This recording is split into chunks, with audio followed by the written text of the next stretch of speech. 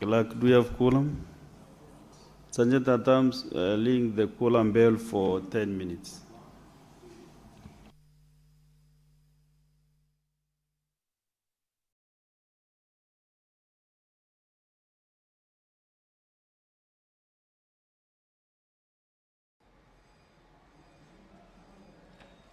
So the prayer has been said and the chair taken.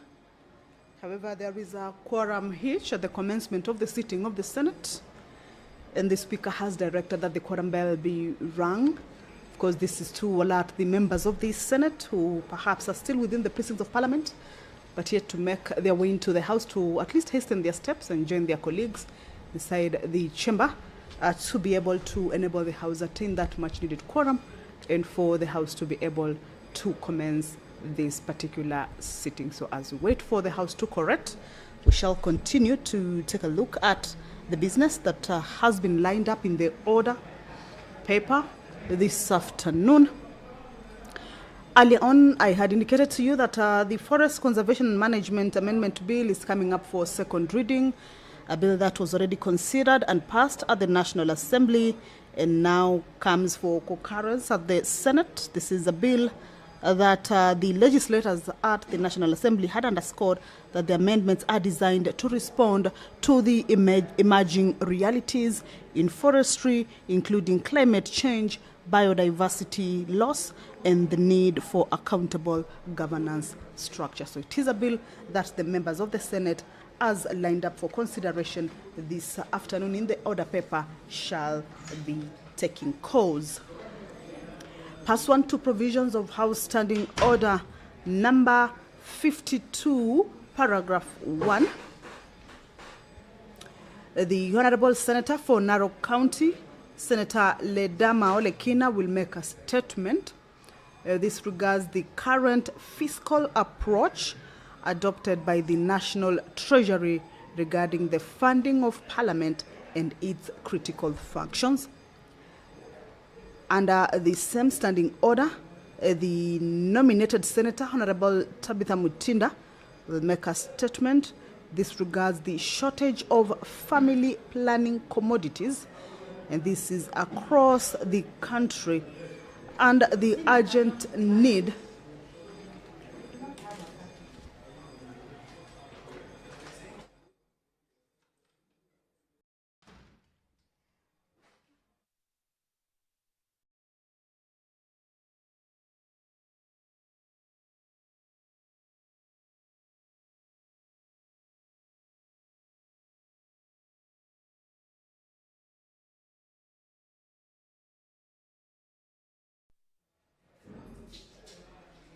So the nominated Senator, Honorable Tabitha Mutinda, will make a statement this afternoon regarding the shortage of family planning commodities across the country and the urgent need to ring-fence family planning funds. If you're just joining us, that the House is about to commence, we can see the leader of the majority party trying to find out the number of members inside the chamber. Remember, the prayer has already been said and the chair taken, but the quorum for the House to be able to commence has not been attained yet. The quorum bell is on, and of course more members are set to make their way into the House. Once that quorum is raised, that the business will commence. And pursuant to provisions of Standing Order 53, paragraph 1, the Senator for Kakamega County, Honorable Dr. Bonnie Halwale, will seek a statement from the Standing Committee on Finance and Budget regarding the status of the construction of Buhungu Stadium and the Kakamega Teaching and Referral Hospital in Kakamega County. Also under the same standing order, nominated Senator Honorable Hamida Kibwana let's listen into the Speaker. The first on the clerk. Order number 1, administration of oath. Next order. Order number 2, communication from the chair. Under Senator Abbas. I have a communication to make on a visit to Parliament by the French members of Parliament. Honorable Senators, I would like to acknowledge the presence in the Speaker's gallery this afternoon, a visiting delegation of French members of Parliament attending the Africa Forward Summit being held in Nairobi from 11th to 12th May 2026. The summit is focusing on key economic priorities for Africa and France, including global financial reform, energy transition, sustainable development, artificial intelligence, health, and peace and security. The event is also showcasing Africa's innovation potential and the shared commitment to advancing mutually beneficial solutions through effective multilateral cooperation. The delegation is in Parliament to engage with their counterparts on these matters. I request each member of the delegation to stand when called out so that you may be acknowledged in the Senate tradition. I'll call these names, but bear with me, I'll not pronounce them in French, but in English. One is Mrs. Royce Morel, member of the National Assembly and president of the France-Kenya Friendship Group. Number two, Mrs. Deinaba Diop, member of the National Assembly. Mrs. Sabrina Sebai, member of the National Assembly. Mr. Vincent Ledox, member of the National Assembly. Mrs. Esther Yusufa, member of the National Assembly. Mrs. Elizabeth Moreno, former minister. Mr. Stefan Bochu, member of the National Assembly. Mr. Bernard Sol, member of the National Assembly. Mrs. Maria Agnes Poja Winsbach, member of the National Assembly. Mrs. Dominique Voyet, member of the National Assembly. Mr. Charles Rodwell, member of the National Assembly. Mr. John Lowell, Senator.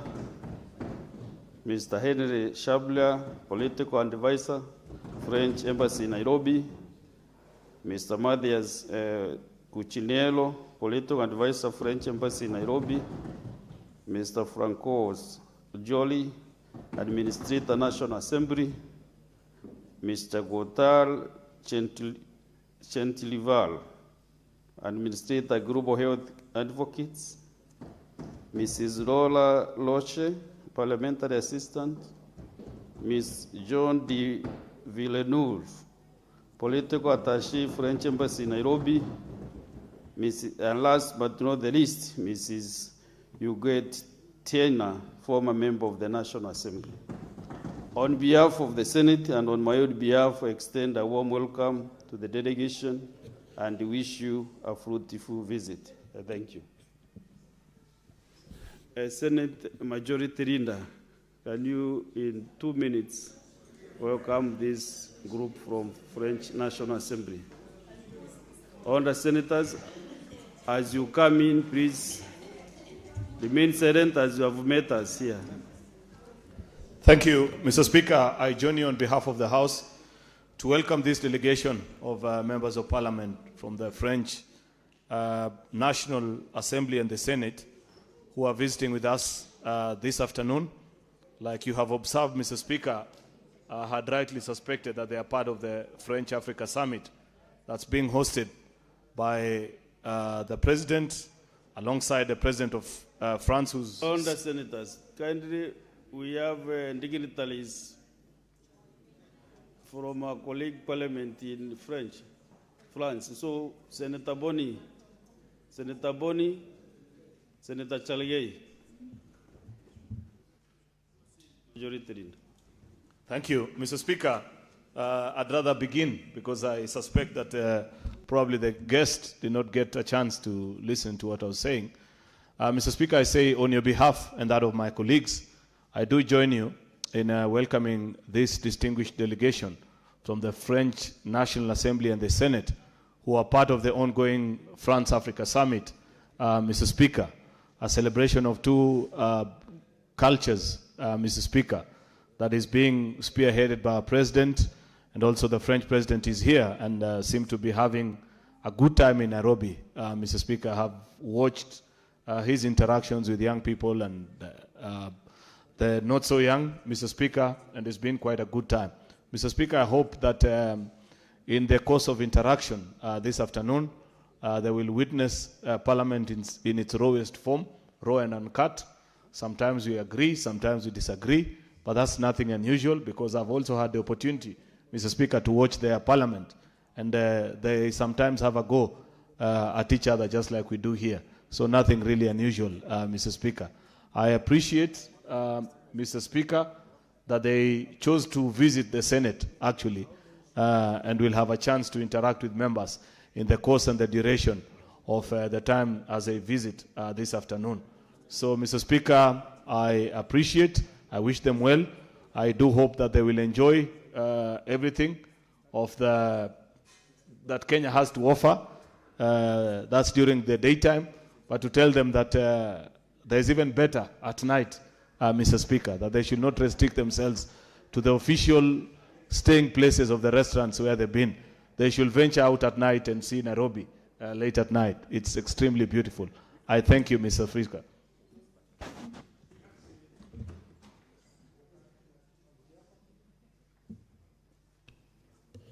Honorable Senators, also, I have another communication.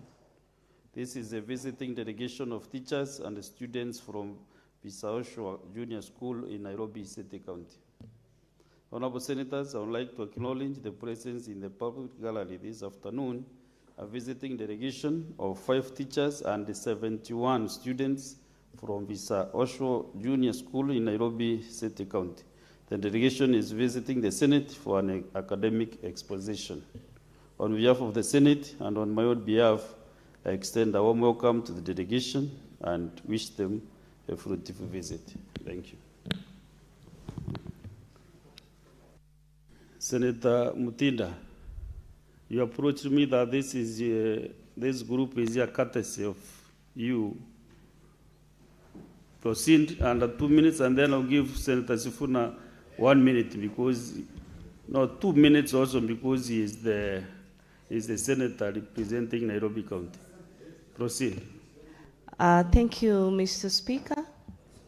I want to take this opportunity to welcome the great students of Visaoshwa Primary School in Parklands, Westlands constituency. I want them to feel at home.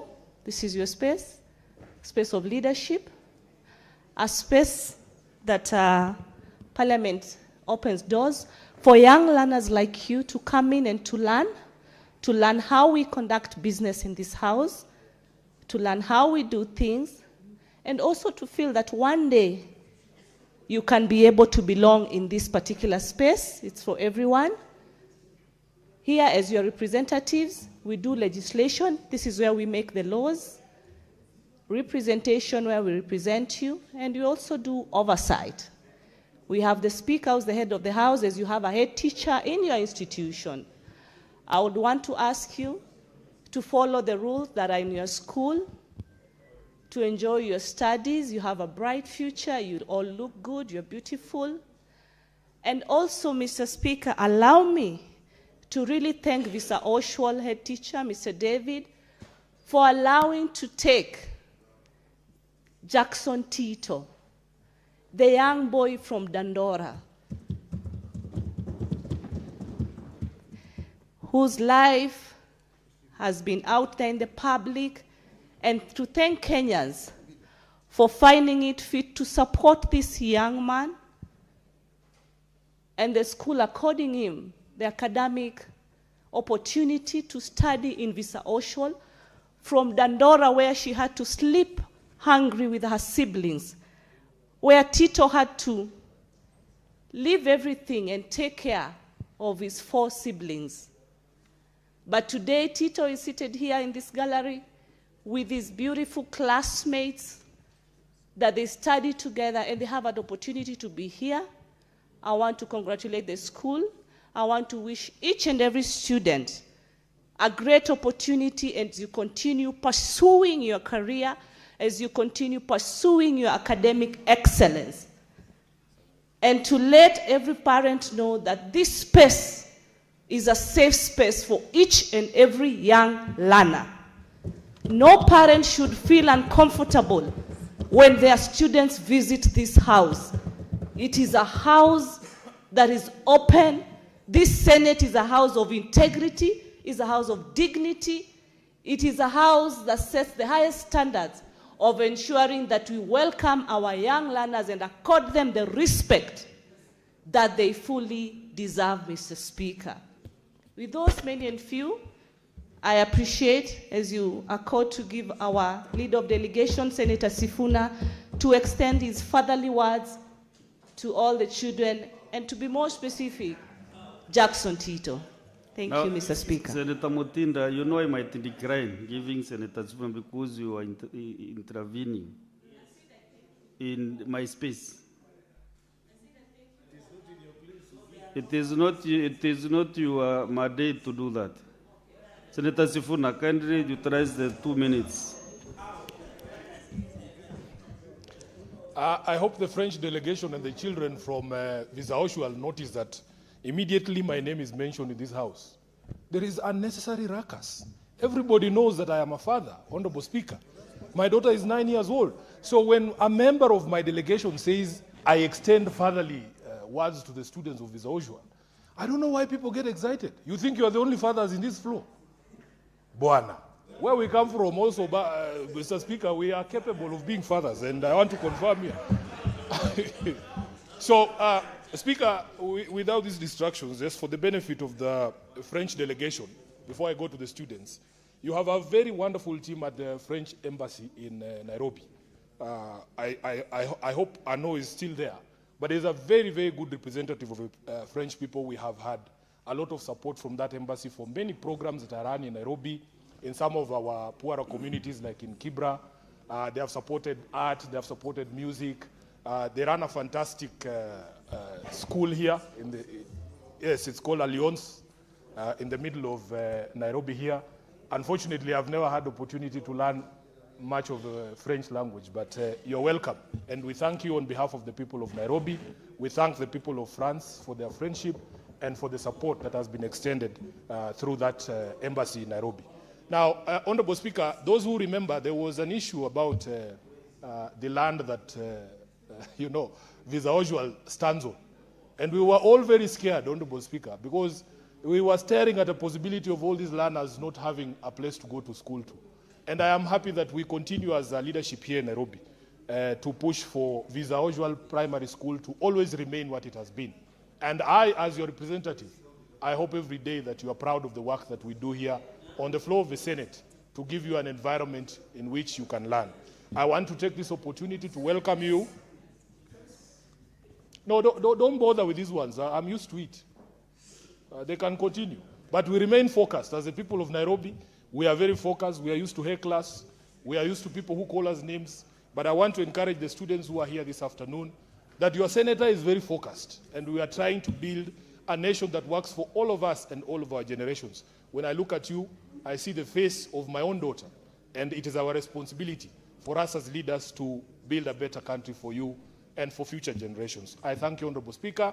I hope to speak to you outside there, take a few photos with you, and of course, as a city senator, do a few things here and there that are pertaining to your welfare. I know you have not had lunch, but that's my job. Thank you very much. Next on the clerk.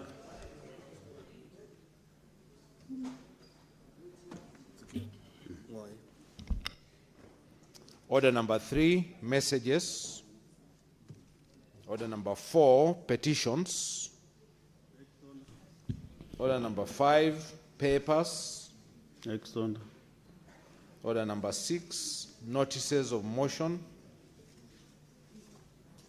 Order number 7, questions and statements.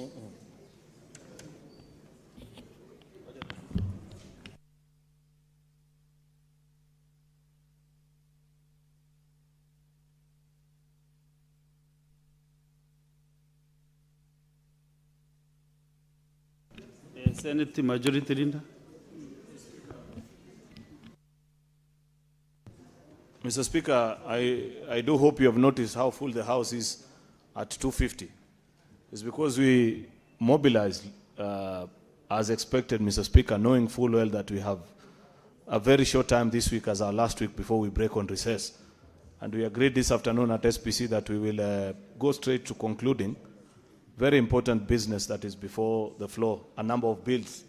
I think there are about 11 or 12 of them, Mr. Speaker, that have stayed on our order paper for quite a while.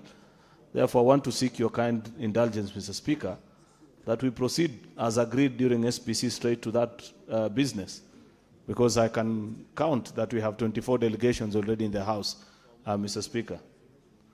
Lastly, Mr. Speaker, there is a matter concerning Meru County on stoppage of funds. Today is the statutory deadline. The chairperson of the committee had assured me and the SPC that at 2:30 he will be tabling that report. It is 2:54, Mr. Speaker. I don't see that report, Mr. Speaker, and these are the things that make Senate look bad. Mr. Speaker, if a report is cancelled, or by operation of Senate not considering it, or us having a vote on it, it's not a good place. And I have seen various members of the Finance Committee here, Senator Faki, Senator Eddy. The House begins at 2:30, Mr. Speaker. They cannot be telling us the report is coming, and it's 2:50, Mr. Speaker. Can you, Mr. Speaker, please order that the Chair of Finance goes to fetch that report and comes back with it, Mr. Speaker, as a sign of seriousness to the business. Meru is a very serious county, Mr. Speaker. How can the chairperson of finance undermine the people of Meru, Mr. Speaker? Mr. Speaker, do something.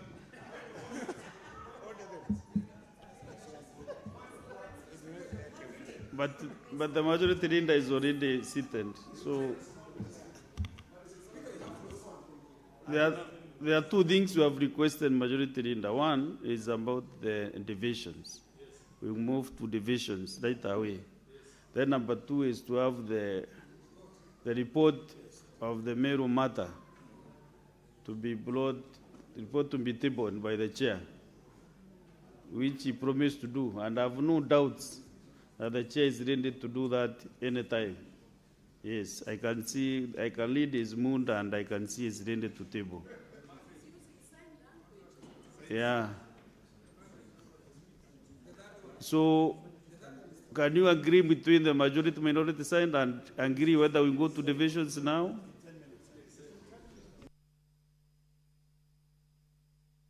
Then the order number 7 was read out by the clerk, so we go to the statements.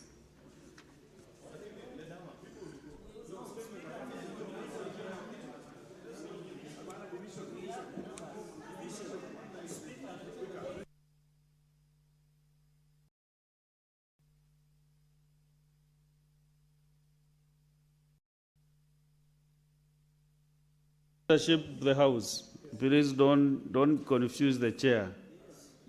Let us make our decisions.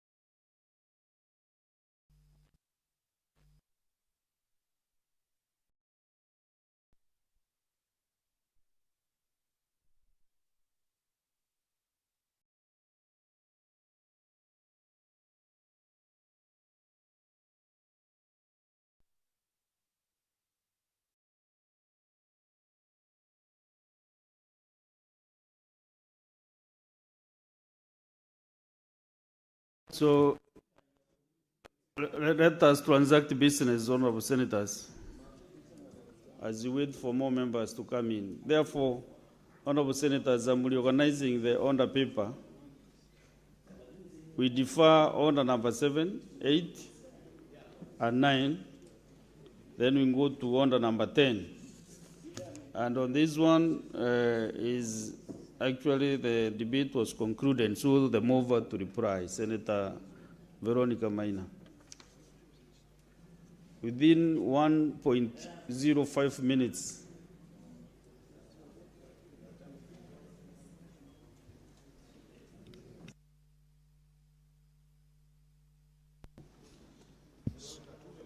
Order number 10, motion, mainstreaming gender perspectives in legislative and policy processes.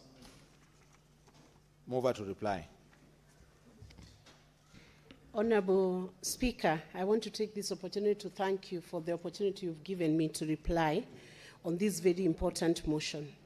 And I want to also take this opportunity to thank all the senators who ably contributed to this motion, seeing the need for gender mainstreaming in legislative and policy matters, and the need to ensure that we have gender equality so that half the population of women and girls are not left behind in matters of development and matters of human rights and matters of being affirmed and empowered to realize their full potential, the potential for which women were created. Honorable Speaker, I want to note with a lot of appreciation and gratitude that in yesteryears, it was difficult for anybody to prove that our male colleagues were fully appreciating the need for gender equality. But listening to the quality of the debate and the submissions that were done by some of the senators who in the House, who are our male allies in matters of gender equality, I want to say it shows that this parliament is ready to even tackle bills like the 2/3 gender implementation constitutional amendment that will bring women at par with men within the Republic of Kenya. So, Honorable Speaker, because I know we have very little time, I want to say thank you to all the contributors, and I want to plead and really persuade all the senators in this House to do the best that they can for the women and girls in our homes, our mothers, our sisters, our daughters, and ensure that this motion is passed so that any program, any policy being carried out by government, any legislative work being done in Parliament takes into consideration that we have two genders in Kenya, that we have male and we have the female, and both are equally important. This motion was not about competition, Honorable Speaker. It was about appreciating that the contribution done by the great women within the Republic of Kenya, even at governance and leadership level, cannot be ignored and cannot be swept under the carpet. And the great contribution of Honorable Speaker, which is done in our homes, even within the domestic settings, by your wives, Honorable Speaker, and I know you do love your wife, by your daughters, all those contributions cannot be taken for granted, Honorable Speaker.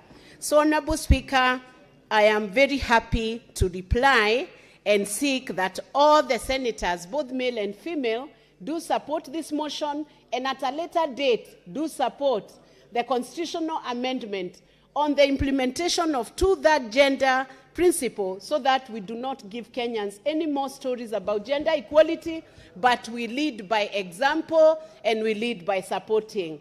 And Honorable Speaker, because the motion on gender implementation failed another 12 times within the Parliament of Kenya, I am sure this Parliament now and this Senate, Honorable Speaker, is going to speak loudly and ensure that that shame is now removed from our records and from our history, and that the women in Kenya will get their gender justice by passing and implementing the bill. Majority Leader, don't be too much in a hurry because of gender equality. It is so important that if you ask the people in your house, they'll be very happy to support. And with those many remarks, I beg to reply. Thank you, Honorable Speaker. Clerk, confirm that we have quorum. So, Honorable Senators, under Senator Veronica.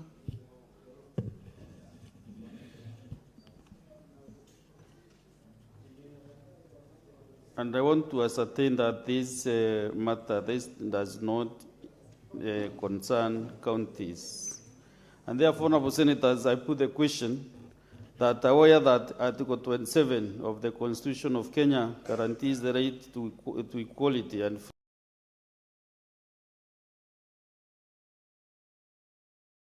freedom from discrimination, with Article 27(3) providing that women and men have the right to equal treatment, including the right to equal opportunities in political, economic, cultural, and social spheres. Further, aware that Article 27(8) obligates the Senate or the state, to take legislative and other measures to redress any disadvantage suffered by individuals or groups as a result of past discrimination, and to ensure that not more than 2/3 of members of elective or appointive bodies shall be of the same gender. Cognizant that mainstreaming gender perspectives in all aspects of governance is essential to achieving inclusive development and safeguarding the rights and welfare of all citizens, particularly women, girls, and other marginalized groups. Concerned that the integration of gender considerations remain inconsistent across the two levels of government, and that legislative processes have often resorted to policies that do not adequately address gender-specific needs and realities. Now, therefore, the Senate, 1, urges Parliament, county assemblies, and all their respective legislative committees to incorporate a gender analysis in the scrutiny of legislation, policies, programs, and budgets before them, including through the use of gender impact assessments and consultation with gender-focused stakeholders to ensure gender-responsive governance. 2, recommends that the National Gender Equality Commission and the State Department for Gender develop clear guidelines and tools to support the integration of gender perspectives in legislative policy and budgetary analysis, and ensures these are disseminated and adopted by relevant government and legislative bodies. Further, 3, further urges the National Gender and Equality Commission and the State Department for Gender to collaborate with the Kenya Law Reform Commission, the County Assembly service boards, to build capacity for gender analysis among technical and legislative staff. 4, urges the State Department for Gender to submit to Parliament a comprehensive biannual report detailing actions taken by ministries, departments, and agencies to promote gender mainstreaming, key achievements, emerging challenges, and proposed interventions. And 5, resolves that the Standing Committee on Labor and Social Welfare continuously monitor the implementation of these resolutions and tables biannual report on the status of implementation. Will as many as of that opinion say aye? Aye. Will as many as of a contrary opinion say nay? The ayes have it.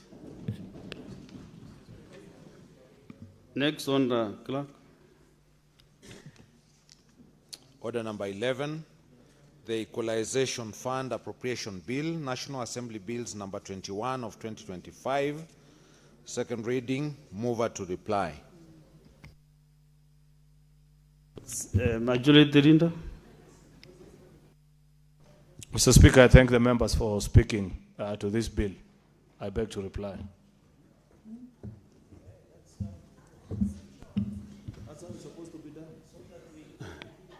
So this one needs division. We must go to division. It's not a voice vote. Therefore, majority, minority signs prepare for divisions, and we are going for several divisions. So we must be patient. Ring the column bell for 5 minutes.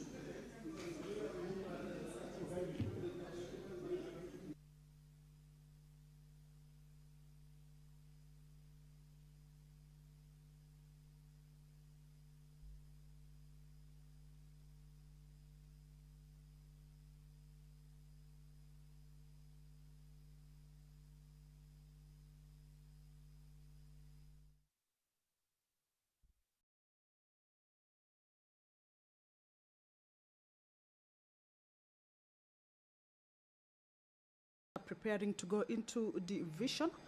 The Speaker has directed that the division bell be rung for 5 minutes. This is for the House to be able to properly correct. Remember, these are divisions for bills that are at their second reading stage, for them to be read a second time and move on to the next stage.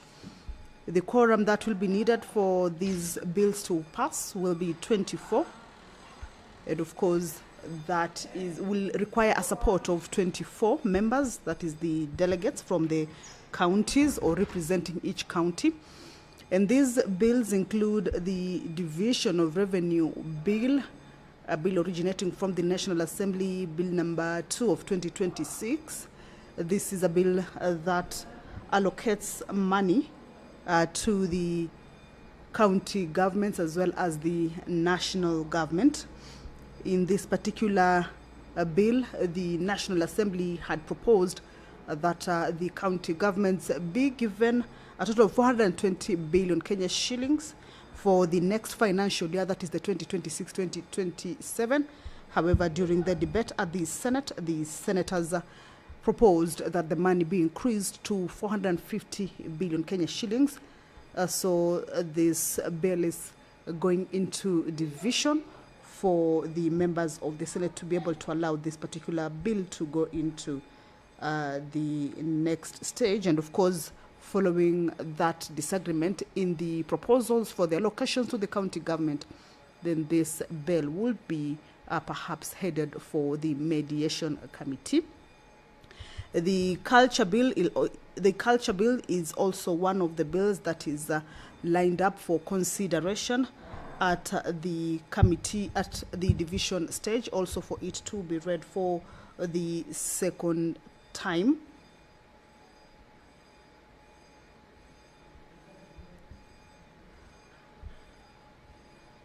The Health Amendment Bill, also a bill originating from the Senate and sponsored by the Honorable Member for Nyamira County, Honorable Mogeni Eric Okongo, is a bill also that is one of the bills that are to be considered at the division stage. It is a bill that seeks to amend the Health Act to prohibit the detention of patients and corpses of patients by health facilities.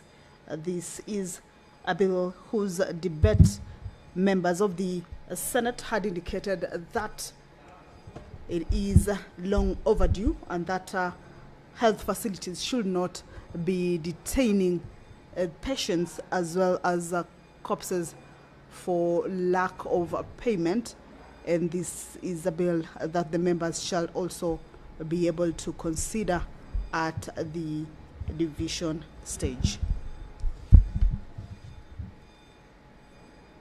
Once the quorum is attained, or once that bell stops, then the house or the doors shall be closed and the bars drawn, and the members shall get into the consideration of these bills at the division stage. The bell has stopped, so in a short while, the Speaker should be calling the House to order for the division to start.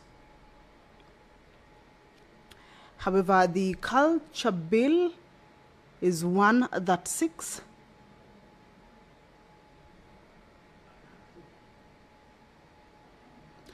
to give effect to Article 11 of the Constitution that seeks to promote all forms of national and cultural expressions through literature, the arts, traditional celebrations, science, communication, information, mass media, publications, libraries, and other cultural heritage. Also to ensure that communities receive compensation or royalties for the use of their cultures and cultural heritage. Now allow me to hand you over to the division for these bills.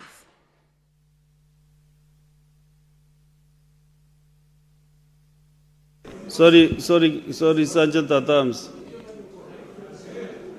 Sorry.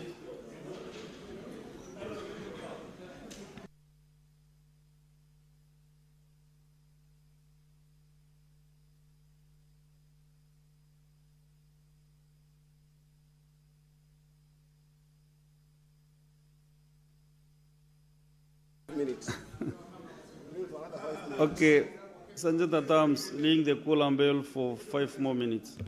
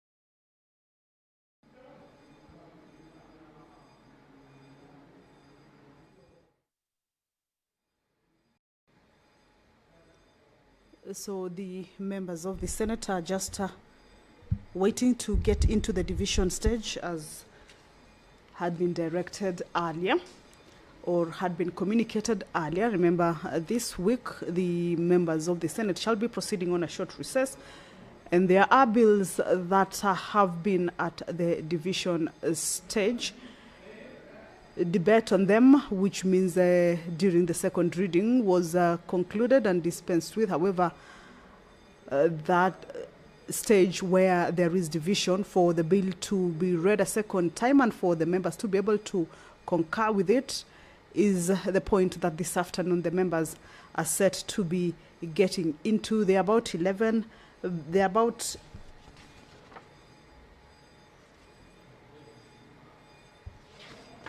seven bills.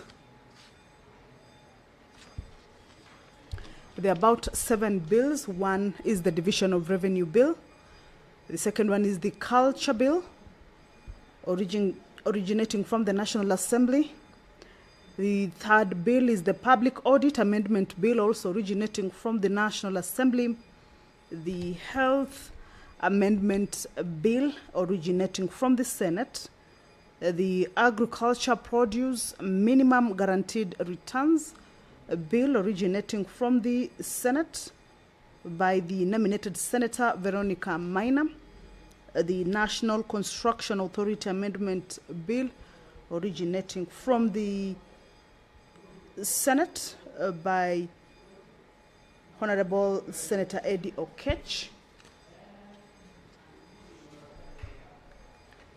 And also the Narcotic Drugs and Psychotropic Substances Control Amendment Bill, also originating from the Senate by the Honorable Senator Kathure Murungi, who is the Deputy Speaker of the Senate. So these are bills that are at their division stage. The members are about to get into that particular process to be able to vote, take a vote on these bills, whether they are to be read the second time. We shall be able to project to you how the responses of the senators will be. Remember, the numbers for the bill to pass through the second reading during the division stage is 24. That is the delegation representing each county out of the 47 counties. The Culture Bill, which is one of the bills that is also coming up for consideration at the division stage, as I had indicated earlier, is that the Constitution mandates Parliament to enact legislation to ensure that communities receive compensation or royalties for the use of their cultures and cultural heritage. So the purpose of this particular bill is to ensure that that Article 11 of the Constitution is given effect, and also to be able to provide a framework to guide national cultural development. So this bill was already considered at the second reading stage, and part of the business that as they consider the bills at the division stage shall also be considered at that particular stage.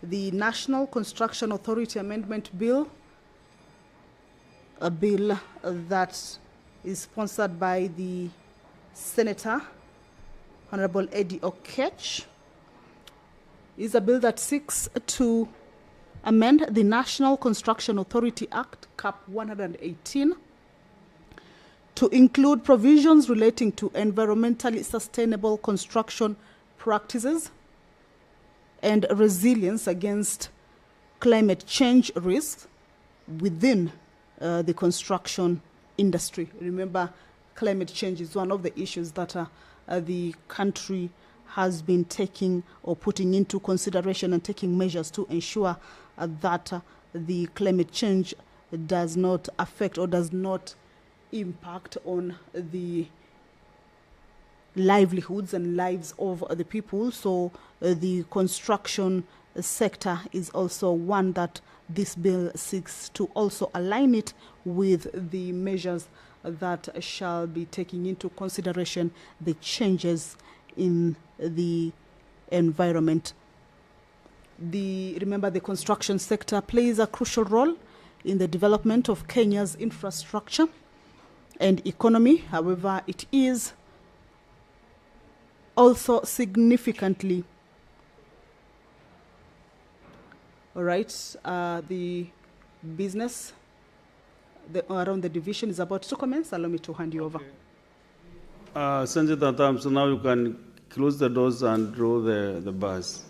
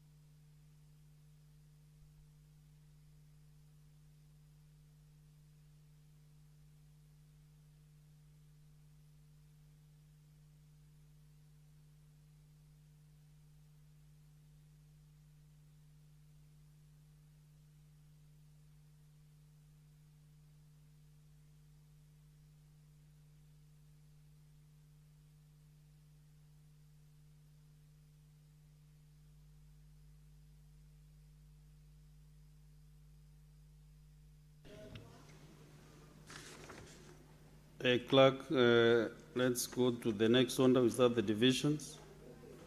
Call out the order. Which one we are starting with? 11. Order number 11, the Equalization Fund Appropriation Bill, National Assembly Bills number 21 of 2025, second reading, division.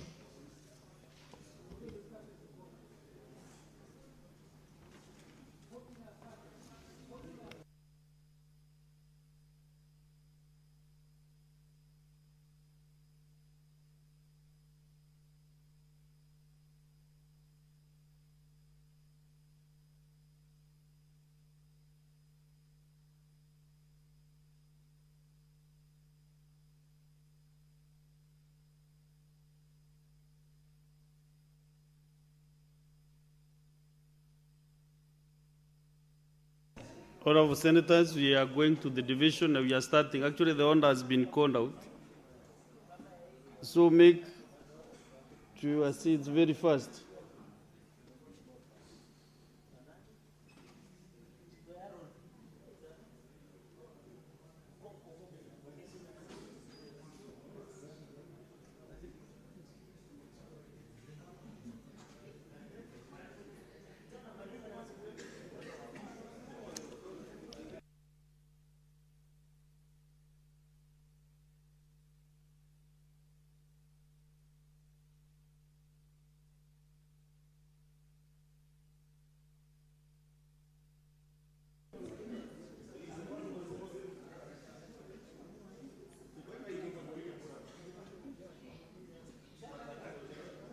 So Secretariat.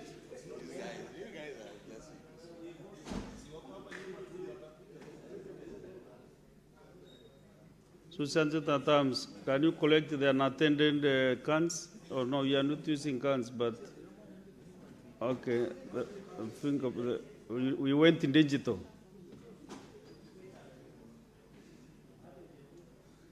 Let's proceed and vote now.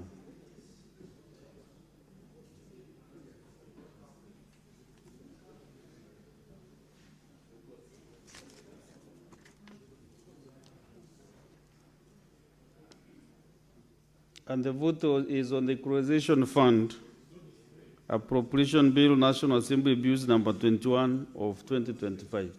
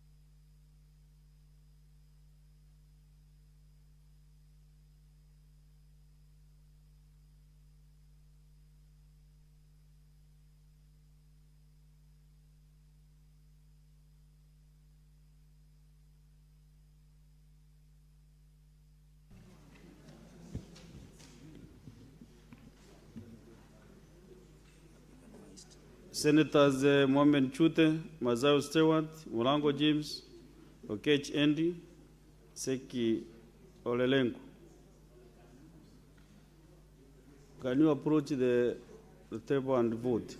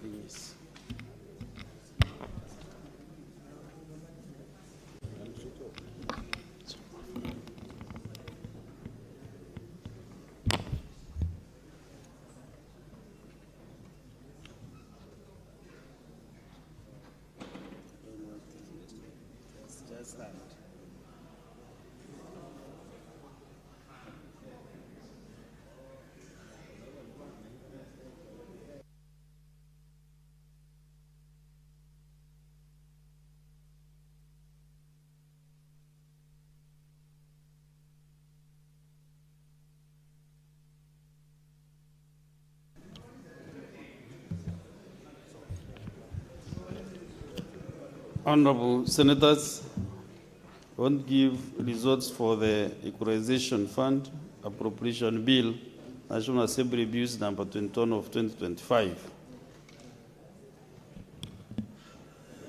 The ayes 29, nays 0, abstention 0. The ayes have it. The Equalization Appropriation Bill 2025, second reading, a bill for an act of parliament to authorize the issue of a sum of money out of the Equalization Fund and its application towards the service of the year ending 30th June 2026, to appropriate that sum for certain public basic services and for connected purposes. Next order.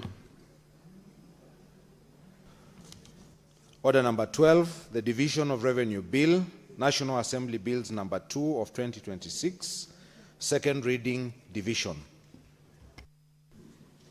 Let's go to the division of on the division of revenue bill, National Assembly Bill number 2 of 2026.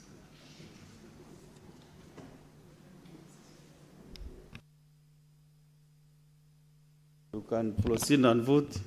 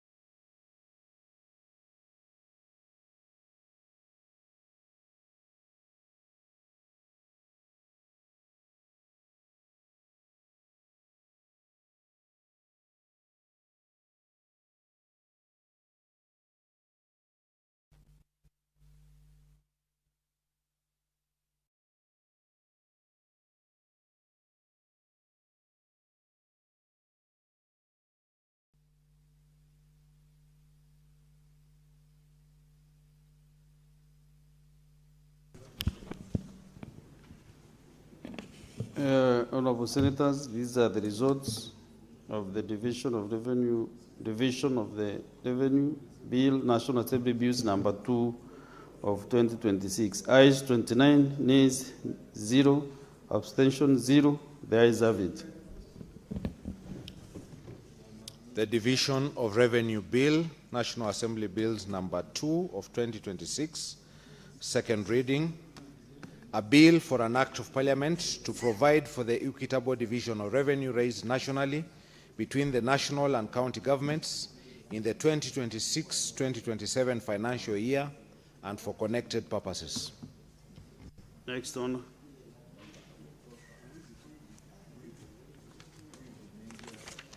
Order number 13, the Culture Bill, National Assembly Bills number 12 of 2024, second reading, division. Honorable Senators, let us go to the division on the Culture Bill, National Assembly Bills number 12 of 2024. Proceed and vote.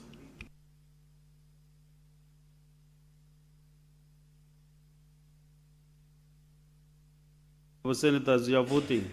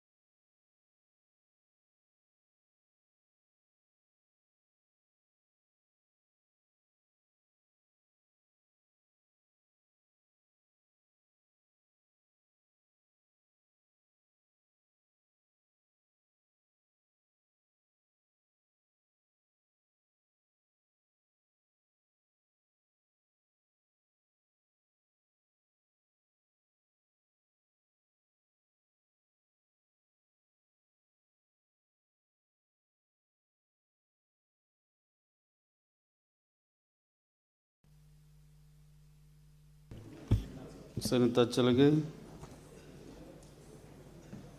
today you are not settling down.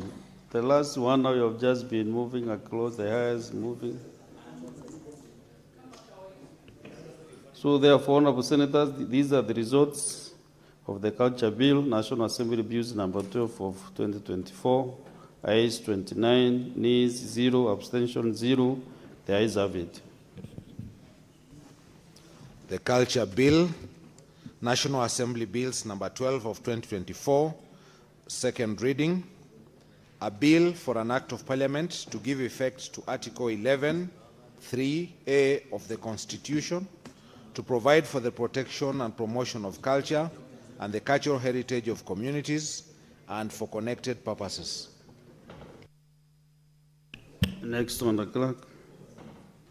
Order number 14, the Public Audit Amendment Bill, National Assembly Bills number 4 of 2024, second reading, division. So, Honorable Senators, we are going to the division on the Public Audit Amendment Bill, National Assembly Bills number 4 of 2024. Proceed and vote.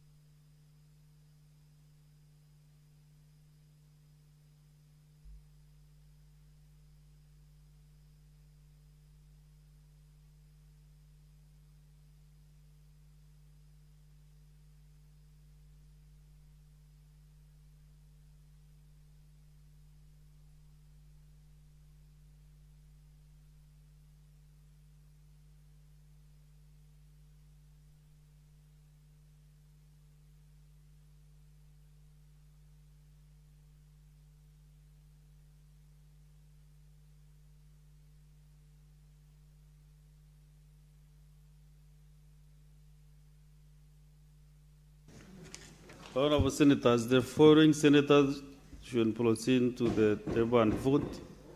Senator Andy Okech, Senator Wakili Hilary Kiprotich Sigei, Senator Mohamed Chute.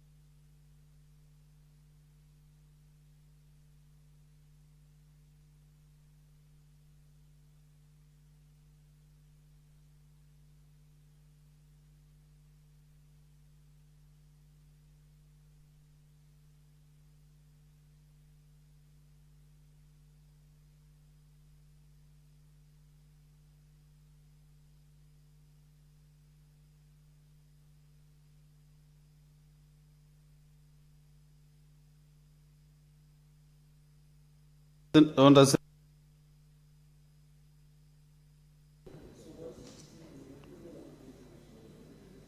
are the results of the division on the Public Audit Amendment Bill, National Assembly Bills number 4 of 2024.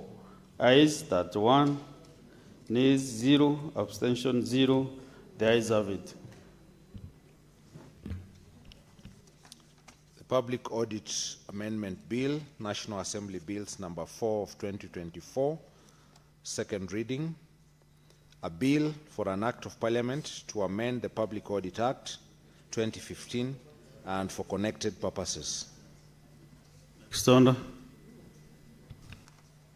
Order number 15, the Health Amendment Bill, Senate Bills number 12 of 2025, second reading, division. So, honorable senators, we are now on the division on the Health Amendment Bill, Senate Bills number 12 of 2025.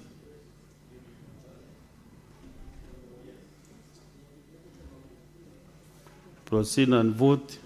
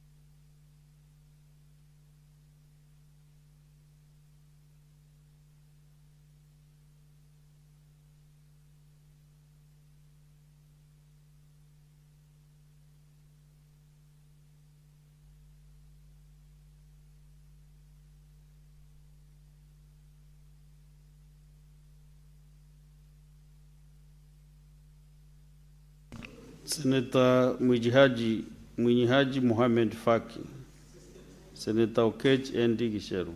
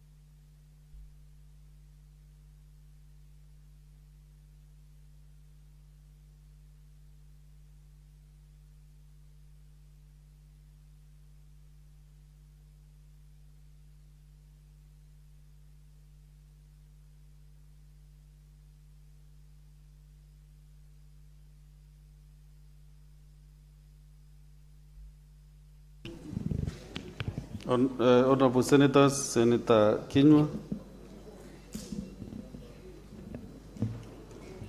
These are the results on the division on the Health Amendment Bill, Senate Bills number 12 of 2025.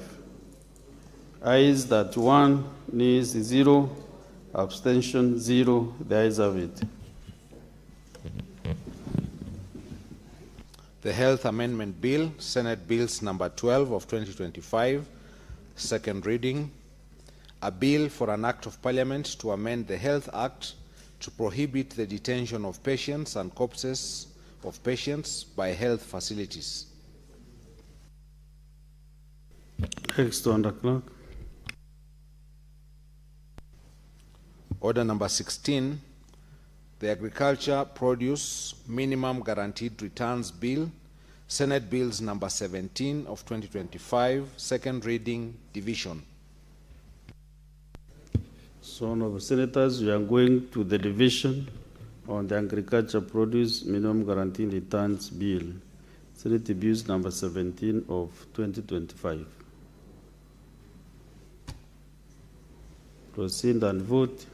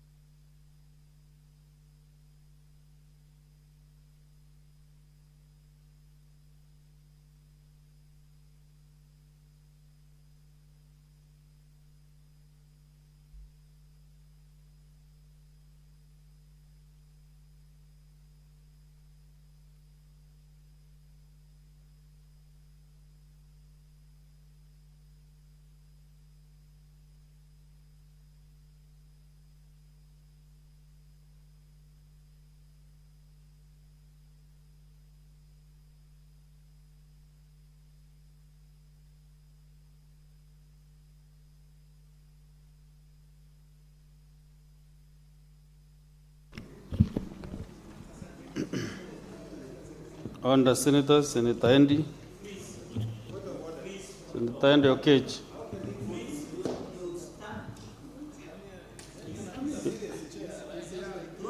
Can you go back and then walk to there and then You return to your seat.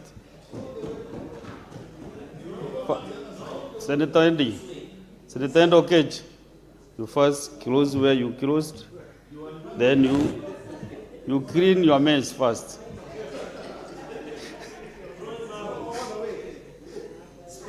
All the senators. How many chairs are in this house this afternoon? Senator Chelage.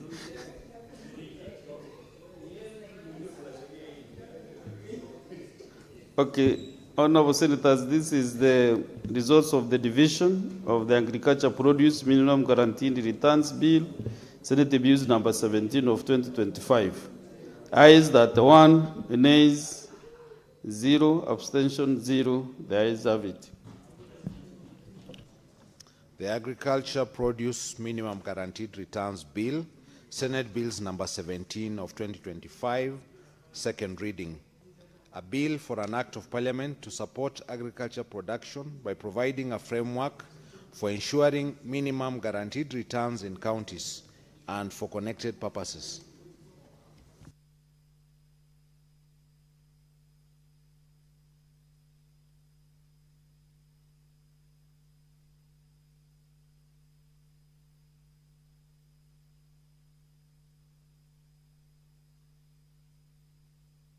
Next one, the clerk.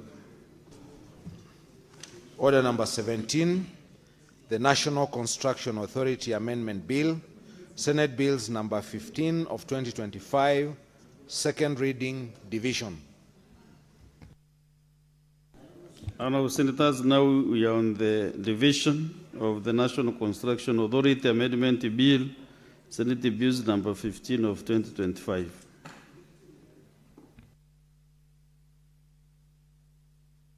Proceed and vote.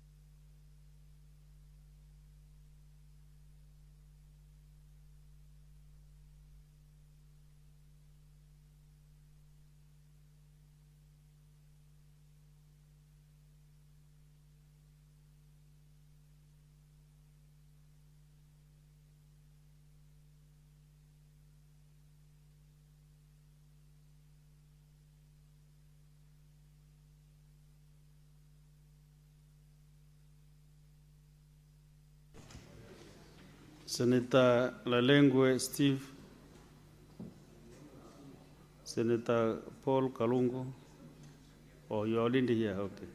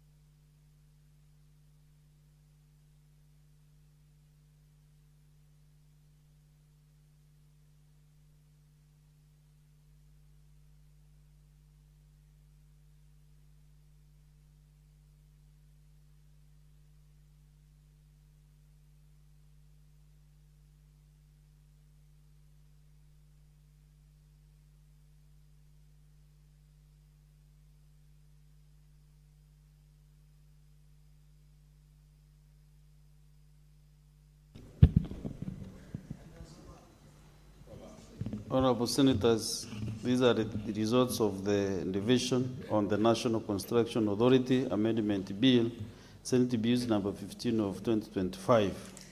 Ayes 30, noes 1, abstention 0. The ayes have it.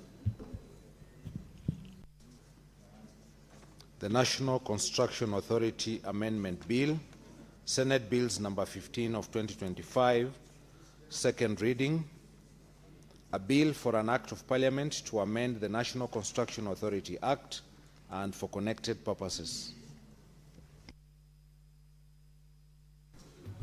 Honorable Senators, we defer business appearing as order number 18. We go to order number 19, clerk.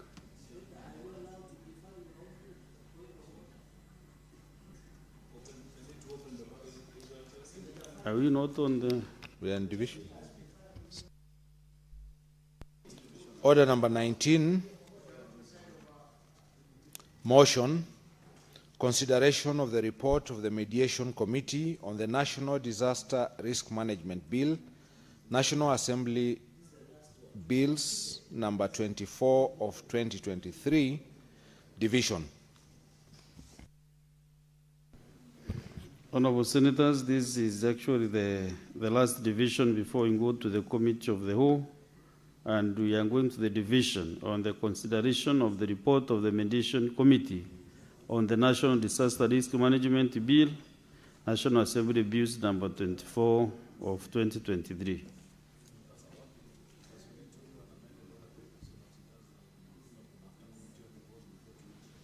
Proceed and vote now.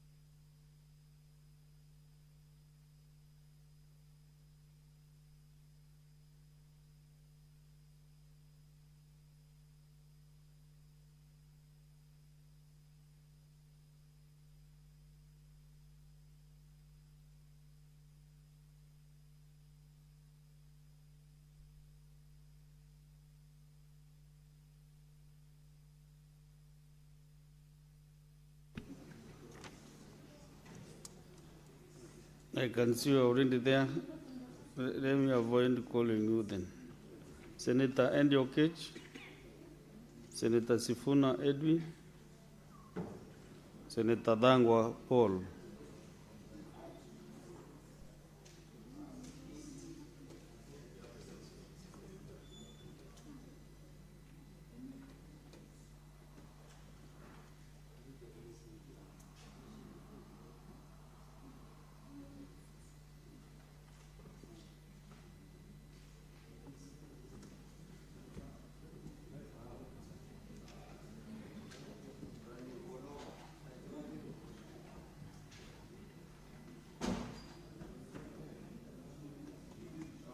Sema kiongozi.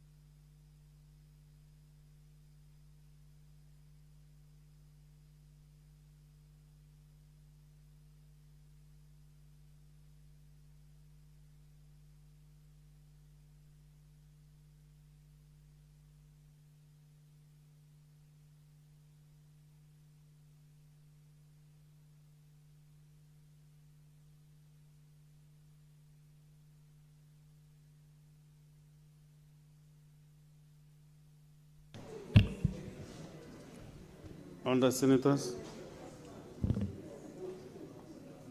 these are the results of the division on the mediation report, National Disaster Risk Management Bill 2023.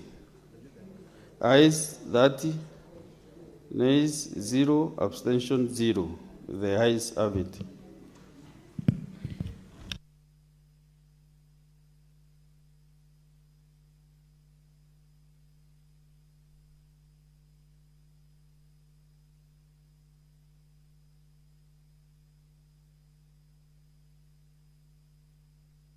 So, Sergeant at Arms, open the doors and withdraw the bars. We now go to the next order.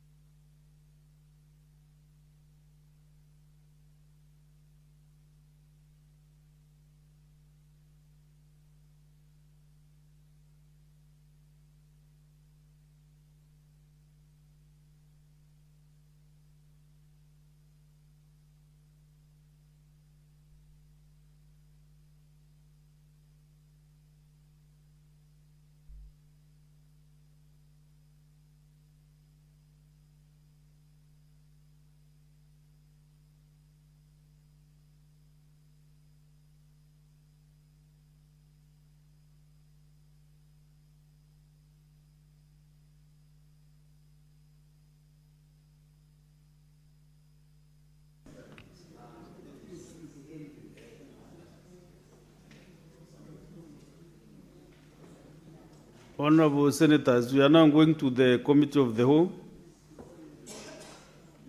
and I would like the clerk to lead them. Then any other business is deferred until we clear those 4 committees of the whole business. Clerk.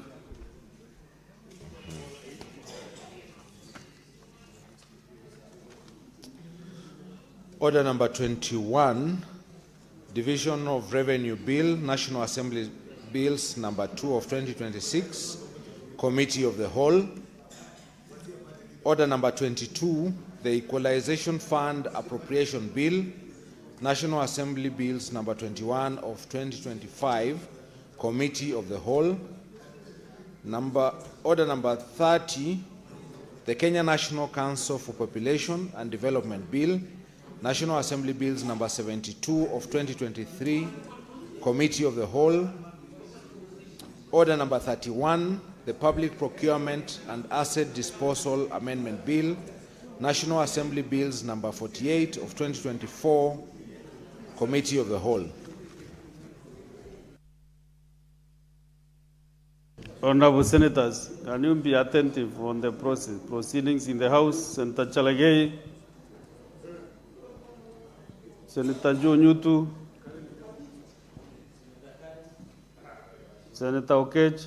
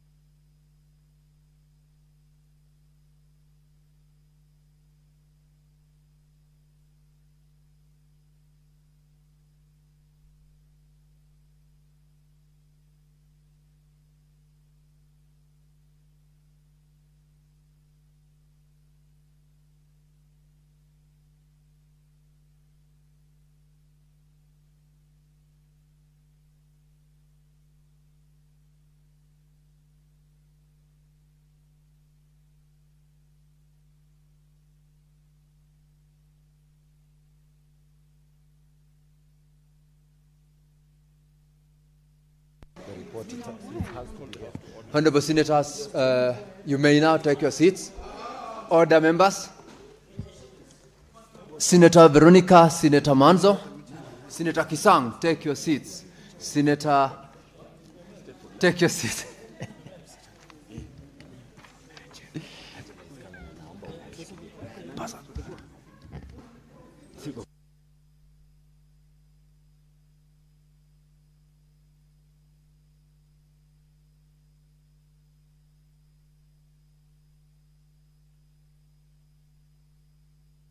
Honorable Senators, we are now resuming on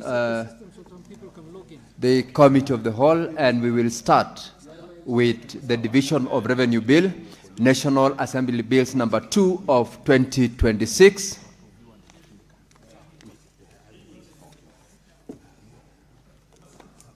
Order, Honorable Senators.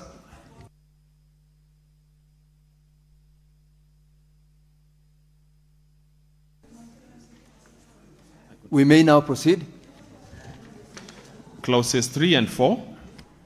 Honorable Senators, I propose the question that Clause 3 and Clause 4 be part of the bill. I will put the question that Clause 3 and 4 be part of the bill. Division at the end. New Clause 5. Chairperson, Standing Committee on Finance and Budget, proceed to move. Senator Roba, you moving on the new Clause 5.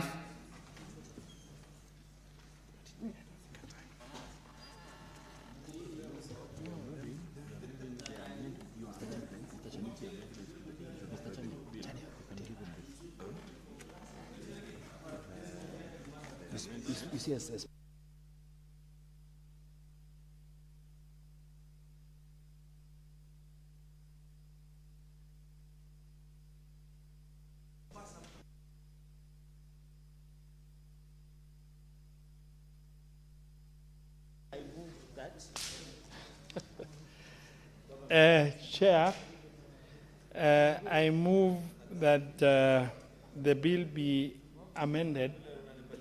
That is clause 5.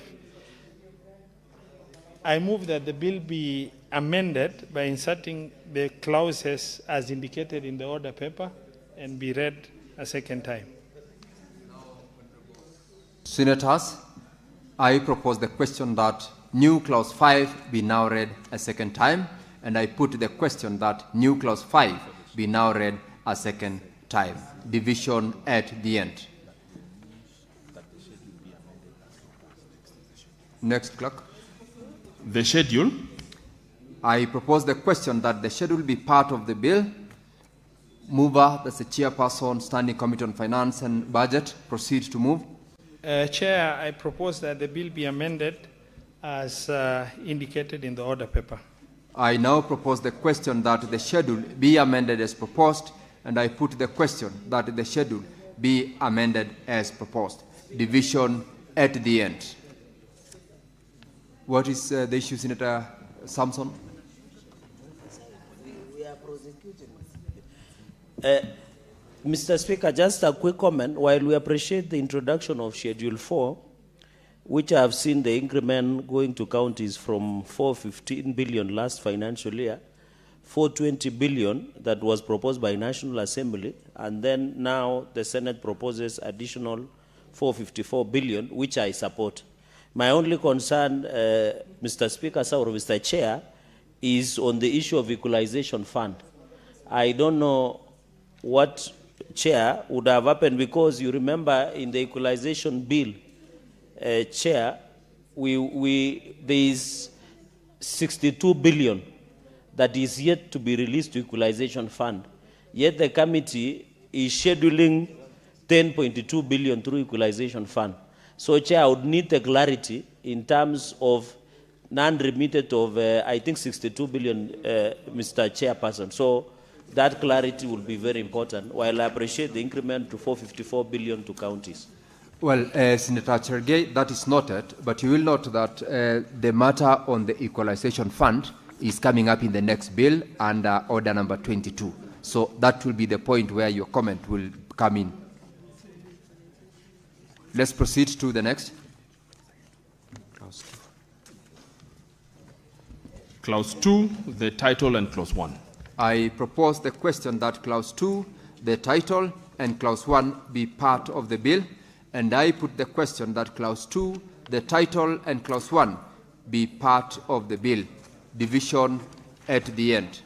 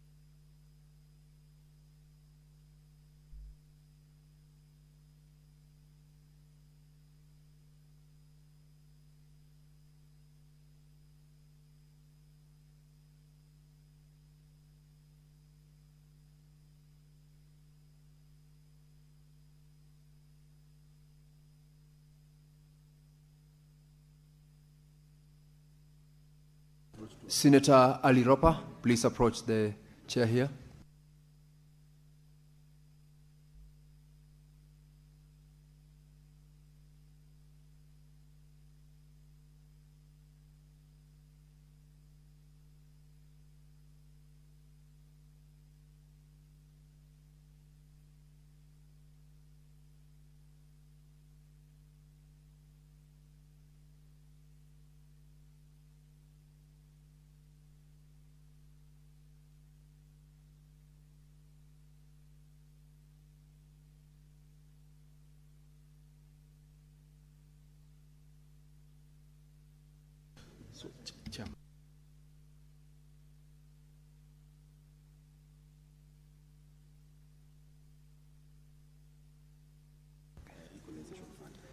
Honorable Senators, we will proceed to deal with the Kenya National Council for Population and Development Bill, National Assembly Bills number 72 of 2023. Once we are done, we'll come back to the Equalization Fund once we are done with this one. And so we will proceed to the Kenya National Council for Population and Development Bill, National Assembly Bills number 72 of 2023. Clauses 3, 4, 5, and 6. I propose the question, honorable members, that clause 3, clause 4, clause 5, and clause 6 be part of the bill. And I put the question that clause 3, clause 4, clause 5, and clause 6 be part of the bill. Division at the end. Clause 7. I propose the question that clause 7 be part of the bill and call upon the chairperson, Standing Committee on Finance and Budget, to move. Honorable Chair, I move that clause 7 of the bill be amended by inserting the clause as scheduled on today's order paper. Honorable Senators, I now propose the question that clause 7 be amended as proposed, and I put the question that clause 7 be amended as proposed. Division at the end. Clause 8. I propose the question that clause 8 be part of the bill, and I directed the chairperson, Standing Committee on Finance and Budget, to move. Honorable Chair, I propose that clause 8 of the bill be amended as proposed in the order paper. I propose the question that clause 8 be amended as proposed, and I put the question that clause 8 be amended as proposed. Division at the end. Clauses 9, 10, 11, 12, and 13. I propose the question that clause 9, clause 10, clause 11, clause 12, and clause 13 be part of the bill, and I put the question that clause 9, 10, 11, 12, and 13 be part of the bill. Division at the end. Clause 14. Clause 14, Honorable Senators, I propose the question that clause 14 be part of the bill and direct the mover, chairperson, Standing Committee on Finance and Budget, to proceed to move. Honorable Chair, I propose that clause 14 of the bill be amended by deleting subclause 3. I propose the question that clause 14 be part of the bill. I propose the question, I'll take that again. I propose the question that clause 14 be amended as proposed, and I put the question that clause 14 be amended as proposed. Division at the end. Clauses 15, 16, 17, 18, 19, 20, 21, 22, 23, 24, 25, 26, 27, and 28. Honorable Senators, I propose the question that clauses 15, 16, 17, 18, 19, 20, 21, 22, 23, 24, 25, 26, 27, and 28 be part of the bill, and put the question that clauses 15, 16, 17, 18, 19, 20, 21, 22, 23, 24, 25, 26, 27, and 28 be part of the bill. Division at the end. Clause 29. I propose the question that clause 29 be part of the bill and call upon the chairperson, Standing Committee on Finance and Budget, Senator Ali Roba, to move. Honorable Chair, I propose that clause 29 of the bill be amended as proposed in the order paper of today. I now propose the question that clause 29 be amended as proposed, and I put the question that clause 29 be amended as proposed. Division at the end. Clauses 30, 31, 32, 33, 34, 35, 36, 37, 38, and 39. I propose the question that clauses 30, 31, 32, 33, 34, 35, 36, 37, 38, and 39 be part of the bill, and I put the question that clauses 30, 31, 32, 33, 34, 35, 36, 37, 38, and 39 be part of the bill. Division at the end. The schedule. I propose the question that the schedule be part of the bill, and I put the question that the schedule be part of the bill. Division at the end. Clause 2, the title and clause 1. Honorable Senators, I propose the question that clause 2, the title and clause 1 be part of the bill, and I put the question that clause 2, the title and clause 1 be part of the bill. Division at the end.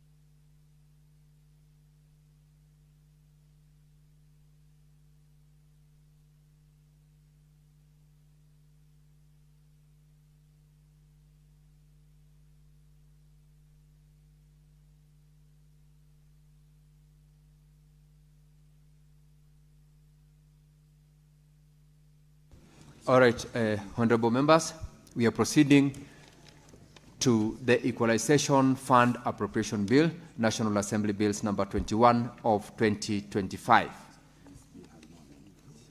Honorable members, this bill has got no amendments, and therefore we shall call through the clauses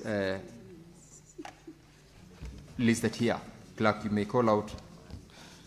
Clauses 3, 4, 5, 6, and 7. I propose the question that clauses 3, 4, 5, 6, and 7 be part of the bill, and I put the question that clauses 3, 4, 5, 6, and 7 be part of the bill. Division at the end. The schedule. Honorable Senators, I propose the question that the schedule be part of the bill, and I put the question that the schedule be part of the bill. Division at the end. Clause 2, the title, and clause 1. Honorable Senators, I propose the question that clause 2, the title, and clause 1 be part of the bill, and I put the question that clause 2, the title, and clause 1 be part of the bill. Division at the end.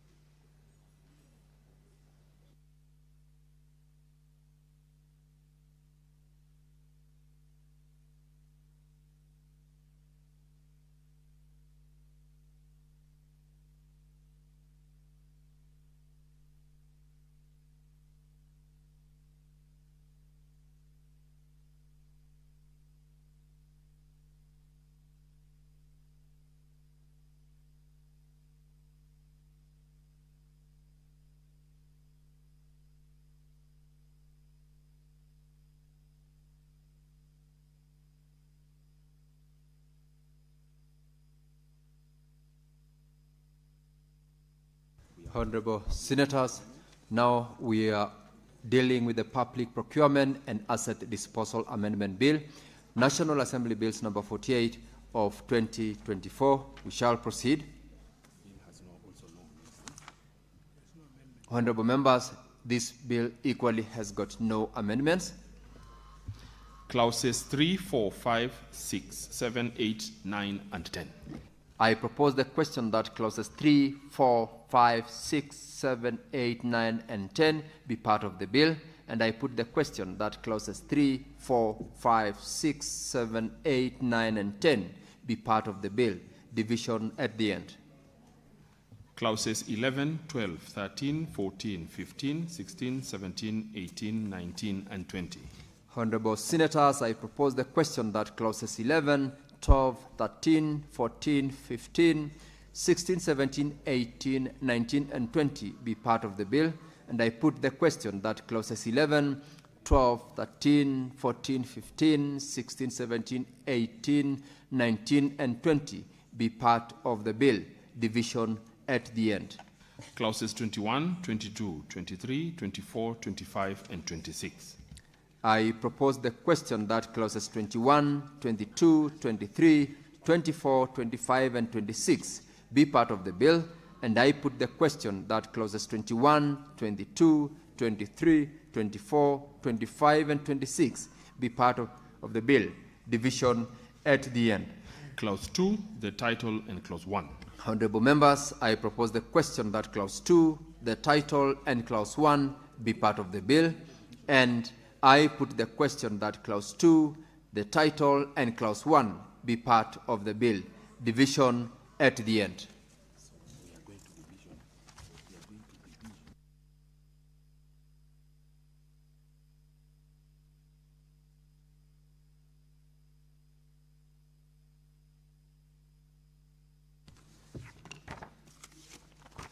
Honorable Senators, we are now proceeding to division on all the four bills. That's the Division of Revenue Bill, National Assembly Bills number 2 of 2026, the Equalization Fund Appropriation Bill, National Assembly Bills number 21 of 2025, the Kenya National Council for Population and Development Bill, National Assembly Bills number 72 of 2023, and lastly, the Public Procurement and Asset Disposal Amendment Bill, National Assembly Bills number 48 of 2024. I direct the Sergeant at Arms to call division bell for 5 minutes. Ring the division bell for 5 minutes.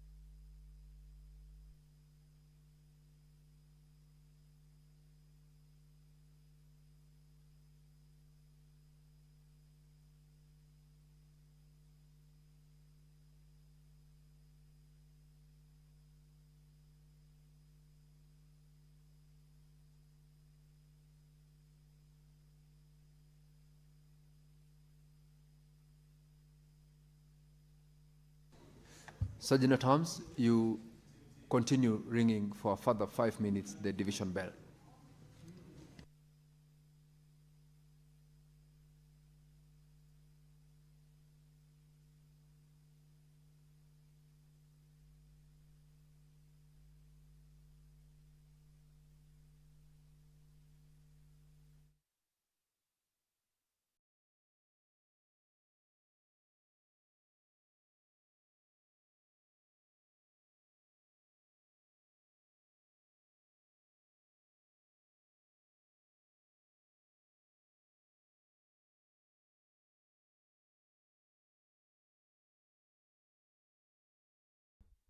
Members of the Senate continue to consider the bills. There is a quorum hitch. As the members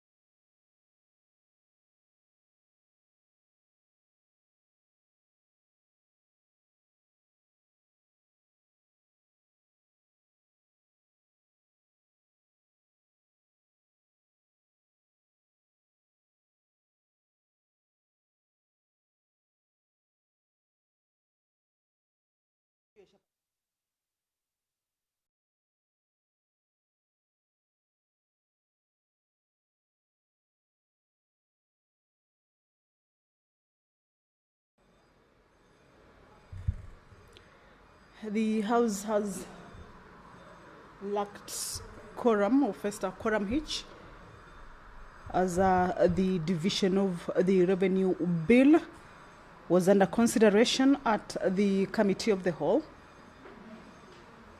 That quorum bell is currently underway, and we have seen members of the Senate make their way into the chamber to continue with this particular business that the House is seeking to dispense with before they proceed for a short recess from next week. Remember, the division of revenue basically seeks to provide for equitable division of revenue that is raised nationally between the national and the county governments. And this particular bill will be coming into effect for the 2026-2027 financial year, of course, in accordance with the articles of the Constitution, that is Article 202, Sub-Article 1, and 203, Sub-Article 2, that is of the Constitution. So this is a bill that seeks to provide for the sharing of the monies, that is sharing, the equitable sharing of revenue that is raised by the national government among the national and the county levels of government in the next financial year. This is a bill that is originating from the National Assembly, and being a bill that concerns counties has to be considered at the Senate. The proposal that was coming from the National Assembly is that county governments,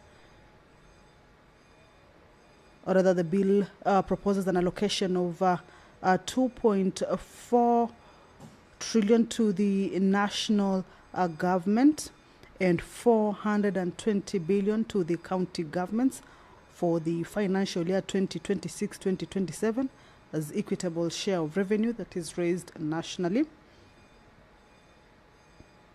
And the allocation of the 420 billion Kenya shillings, of course, translates to an increase of 5 billion Kenya shillings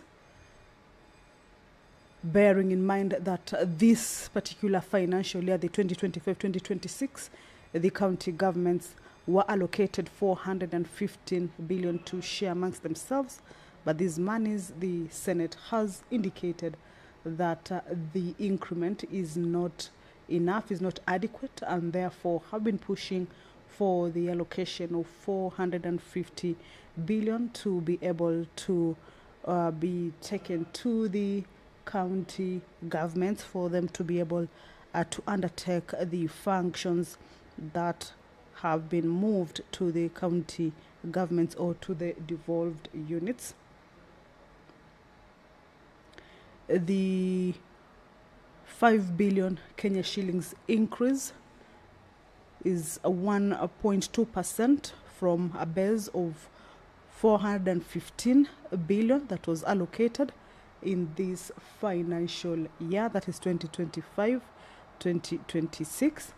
This bill further proposes to allocate 10.2 billion to the equalization fund for the next financial year, 2026-2027, which is 0.5% of.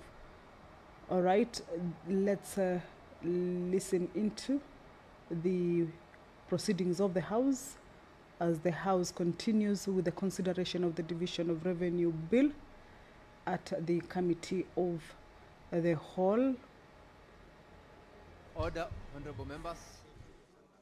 Honorable senators, order. We now have quorum to proceed with division. Senator Manzo, take your seat. Honorable members, order, please take your seats. Senator Beatrice, Senator Siengo, Senator Olekina, Senator Madzayo, Senator Abdul, take your seats. Senator Kinywa, please take your seat, as well as the leader of majority. Take your seats, Honorable Senator. We are going to proceed to division.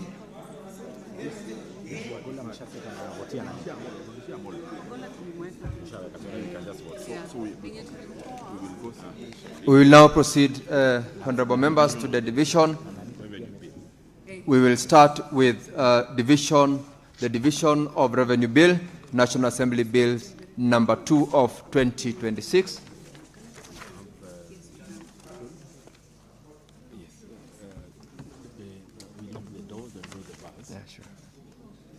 Sergeant at Arms, please lock the door and draw the bar.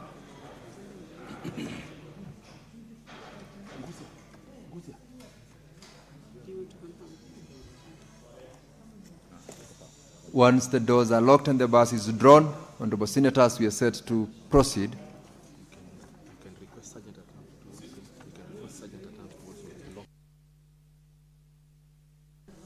Sergeant at Arms, I direct also that you proceed to lock the rear door. Sergeant at Arms, proceed to lock the rear door as well.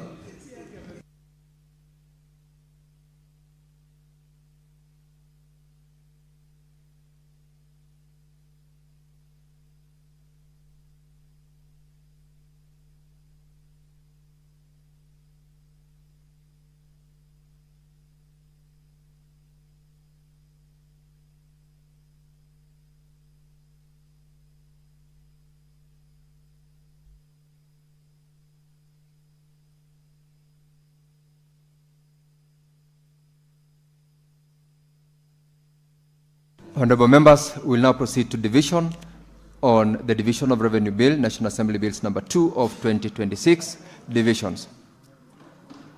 New clause. I now put the question that new clause 5 be now read a second time.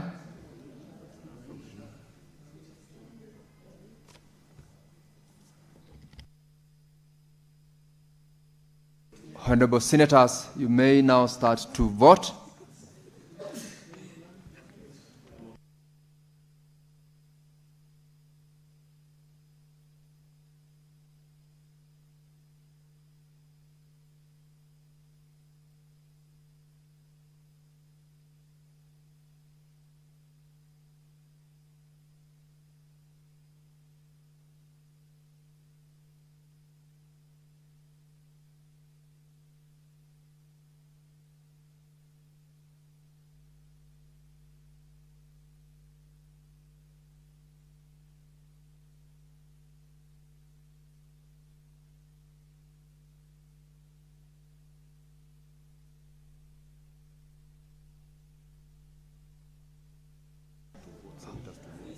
Those senators who have not voted, you may vote.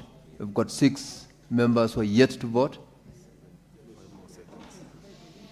We've got 3 seconds to vote.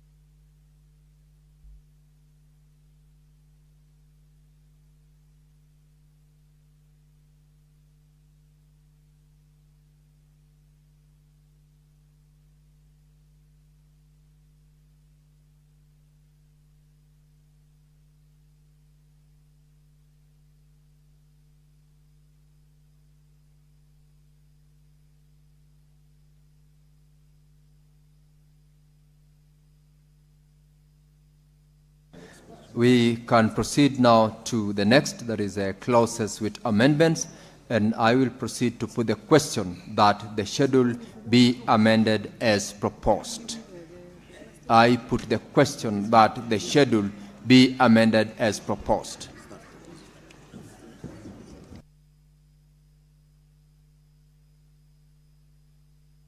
Honorable Senators, you can now start voting, and let us vote as quickly as we can so that we avoid unnecessary delays and time lapse. You may now proceed to vote. Senators, those who have not voted, proceed to cast your vote. There are 2 more who are yet to vote. Whoever has not voted, please proceed to vote.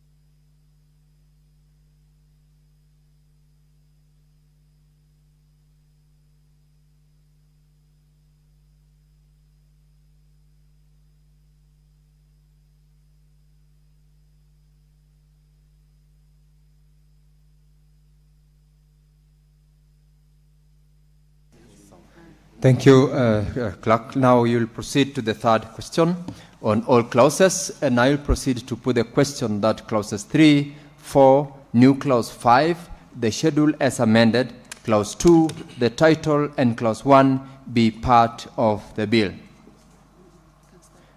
Honorable Senators, you can start voting.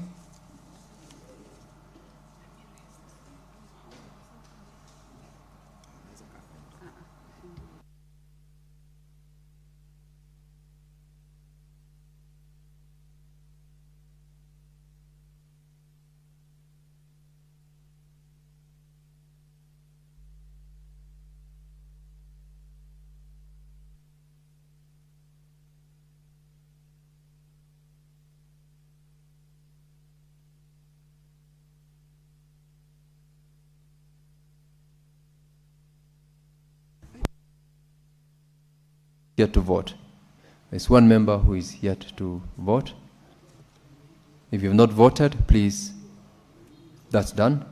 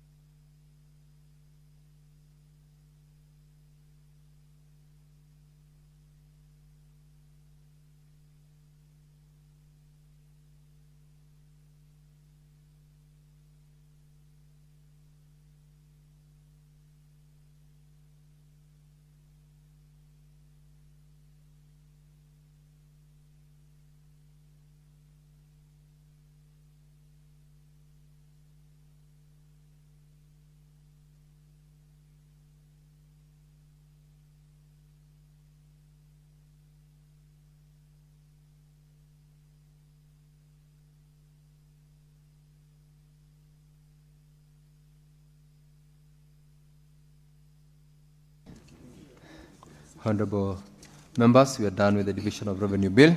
We will now proceed to division on the equalization fund appropriation bill, National Assembly Bills number 21 of 2025, and I will proceed to division on all clauses and put the question that clauses 2, 3, 4, 5, 6, 7, the schedule, the title, and clause 1 be part of the bill.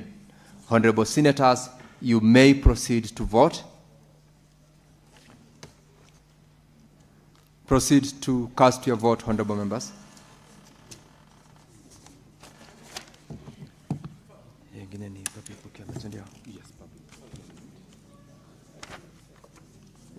One question also.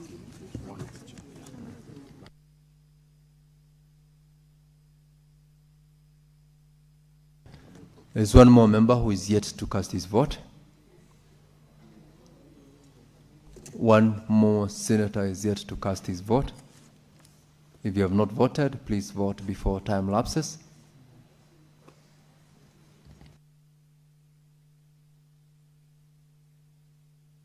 Senator Kinyua Nderitu. Please vote.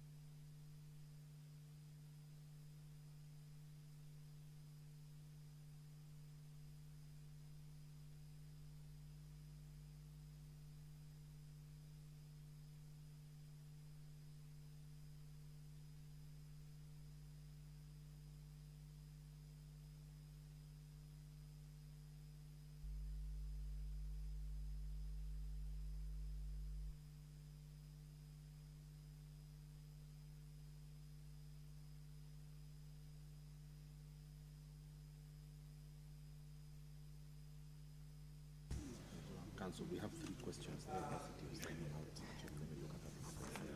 Honorable Senators, we are done with the Equalization Fund Appropriation Bill, Division National Assembly Bill number 21 of 2025, and we are proceeding to the Kenya National Council for Population and Development Bill, National Assembly Bills number 72 of 2023 divisions. I will proceed to put the question on clauses with amendments. I'll proceed to put the question that clause 7, clause 8, clause 14, and clause 29 be amended as proposed. Honorable members, you may proceed to vote on that question.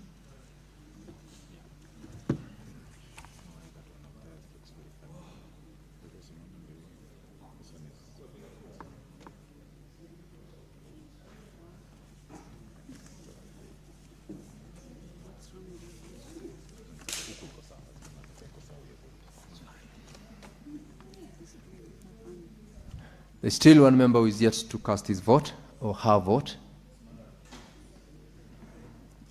Senator Jackson Mandago.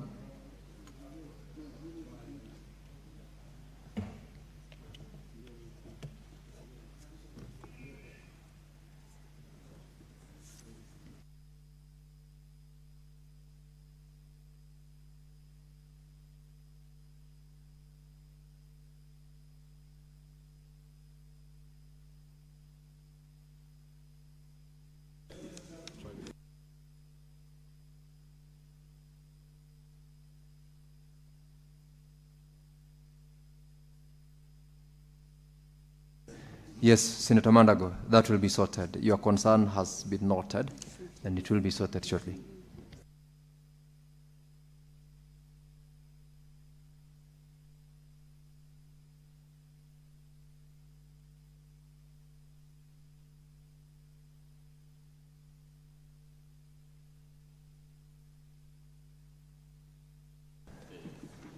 Senator Wakoli. Please approach the chair to be assisted to vote.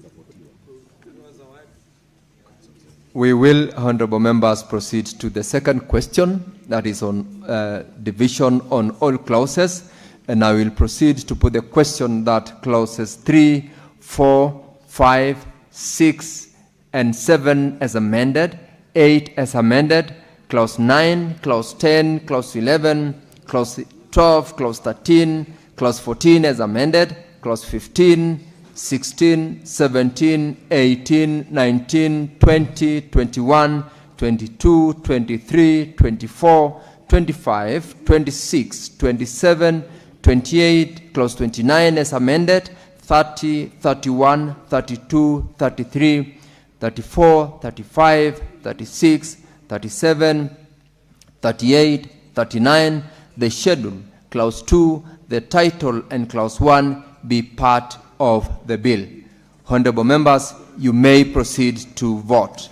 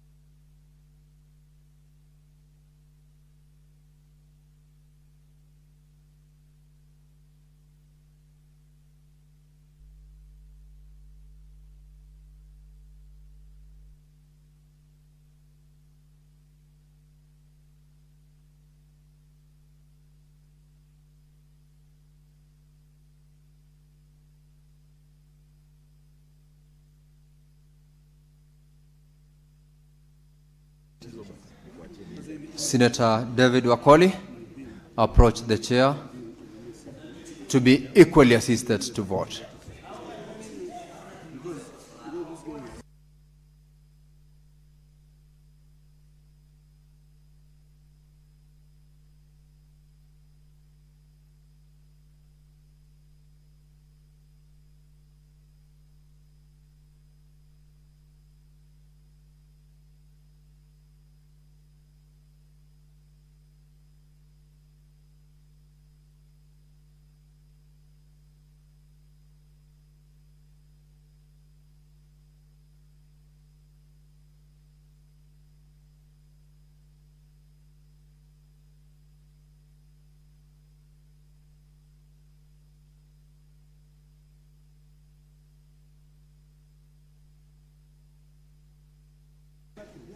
We now proceed to the last division. This is the division on the Public Procurement and Asset Disposal Amendment Bill, National Assembly Bills number 48 of 2024.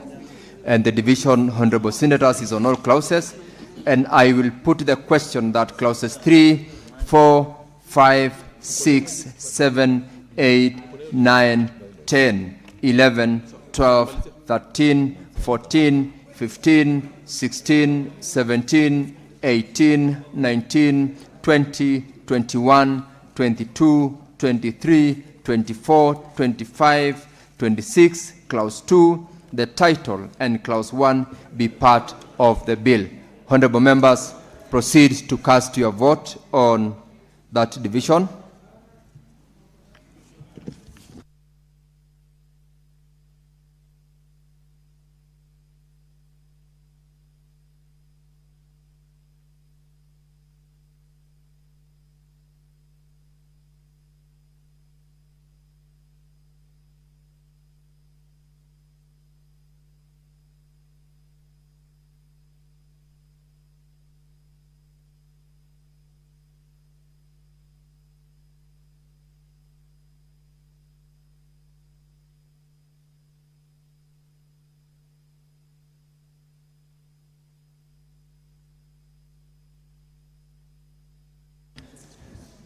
Honorable Senators, I will now proceed.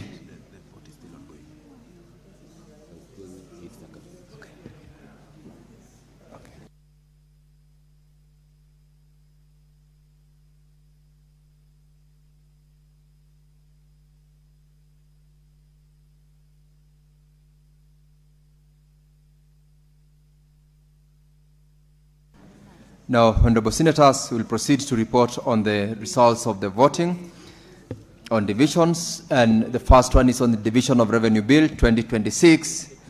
Ayes 27, nays 0, abstention 0. The ayes have it. On the Division of Revenue.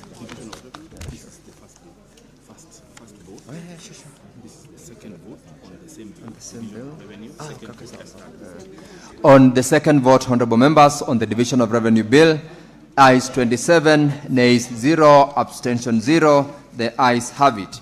And on the third vote, on the third question on Division of Revenue Bill, number 2026, ayes 27, nays 0, abstention 0. The ayes have it.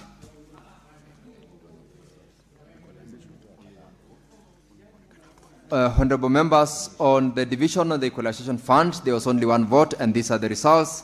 Ayes 27, nays 0, abstention 0. The ayes have it. And thirdly, on the Kenya National Council for Population and Development Bill, two questions. On the first question, ayes 27, nays 0, abstention 0. The ayes have it. And on the second question, ayes 27, nays 0, abstention 0. The ayes have it. And lastly, on the Public Procurement and Asset Disposal Amendment Bill, National Assembly Bills number 48 of 2024, there was one division. These are the results. Ayes 27, nays 0, abstention 0. The ayes have it.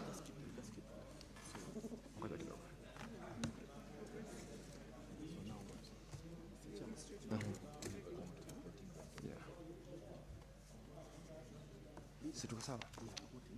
So iko wapi yangu ya kuripoti ni ile? Yeah.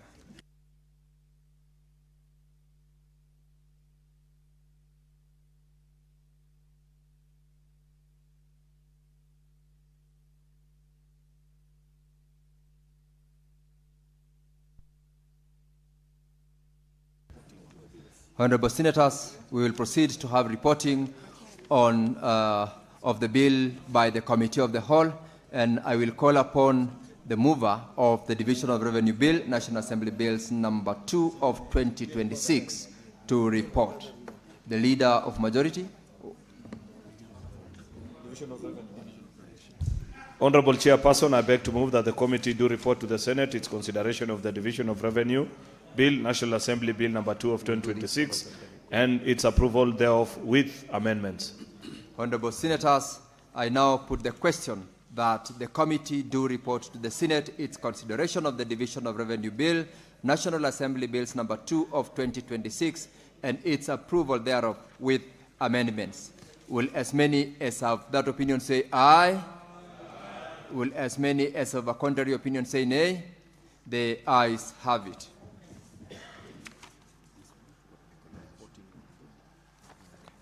We proceed to report on the Equalization Fund Appropriation Bill, National Assembly Bills number 21 of 2025.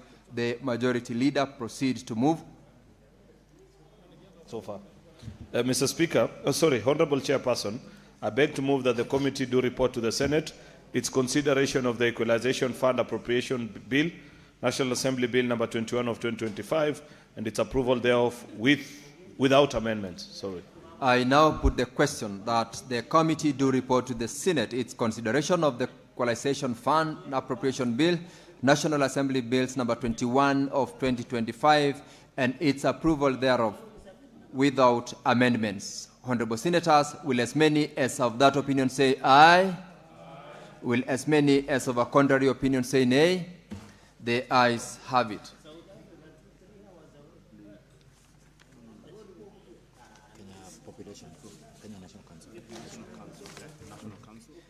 Honorable Senators, we will proceed to report on the Kenya National Council for Population and Development Bill, National Assembly Bills number 72 of 2025. The Majority Leader, please proceed to move. Honorable Chairperson, I beg to move that the committee do report to the Senate its consideration of the Kenya National Council for Population and Development Bill, National Assembly Bill number 72 of 2023, and its approval thereof with amendments.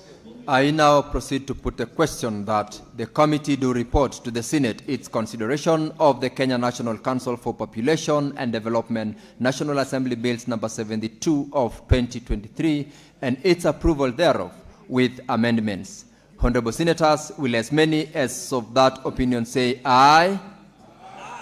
Will as many as of a contrary opinion say nay? The ayes have it. Lastly, Honorable Senators, we are reporting on the public fundraising appeals bill. No.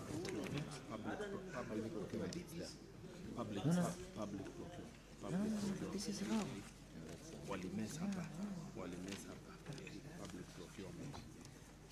I will check that again, Honorable Senators. There is an error that we're just correcting here. We'll proceed to report on the public procurement bill, and I'll call upon the Leader of Majority to proceed to move on this particular.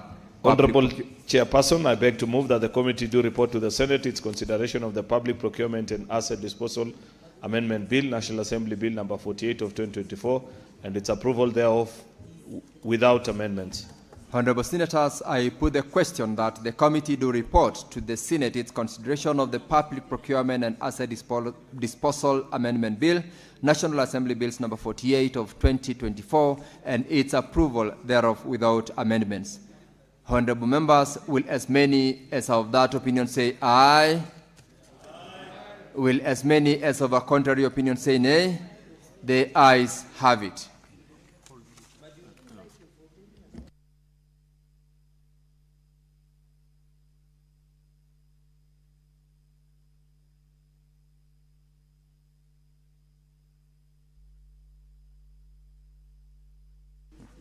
Honorable Senators, we may now rise and we will proceed to conduct and take more votes there. Shall we rise? Mr. Speaker. Honorable Senators, Mr. Speaker.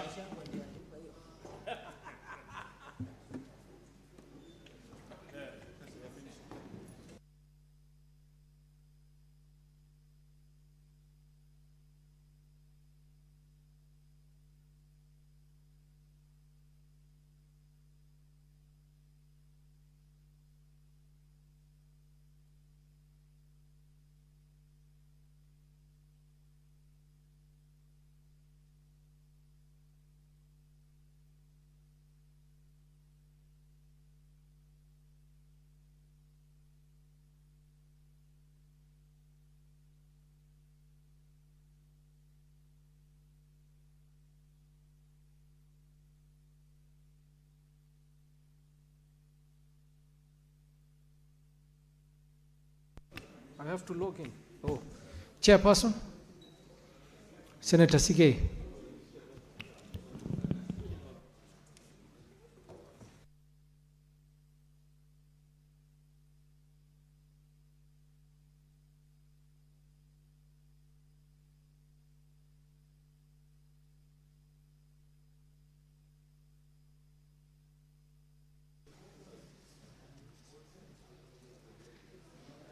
Mr. Speaker, sir, I now wish to report, and I beg to report that the Committee of the Whole has considered the Division of Revenue Bill, National Assembly Bills number 2 of 2026, and its approval thereof with amendments.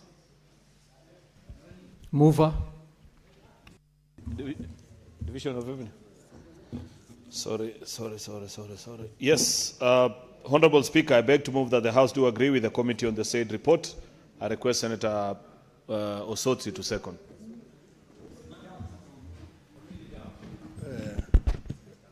Speaker, I second.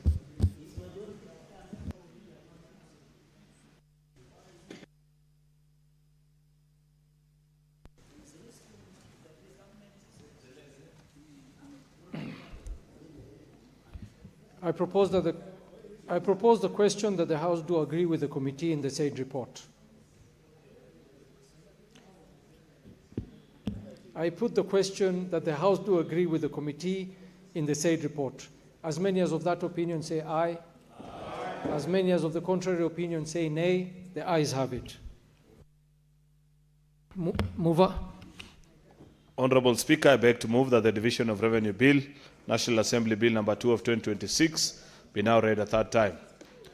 Mr. Speaker, I request Senator Osotsi to second. Mr. Speaker, I second.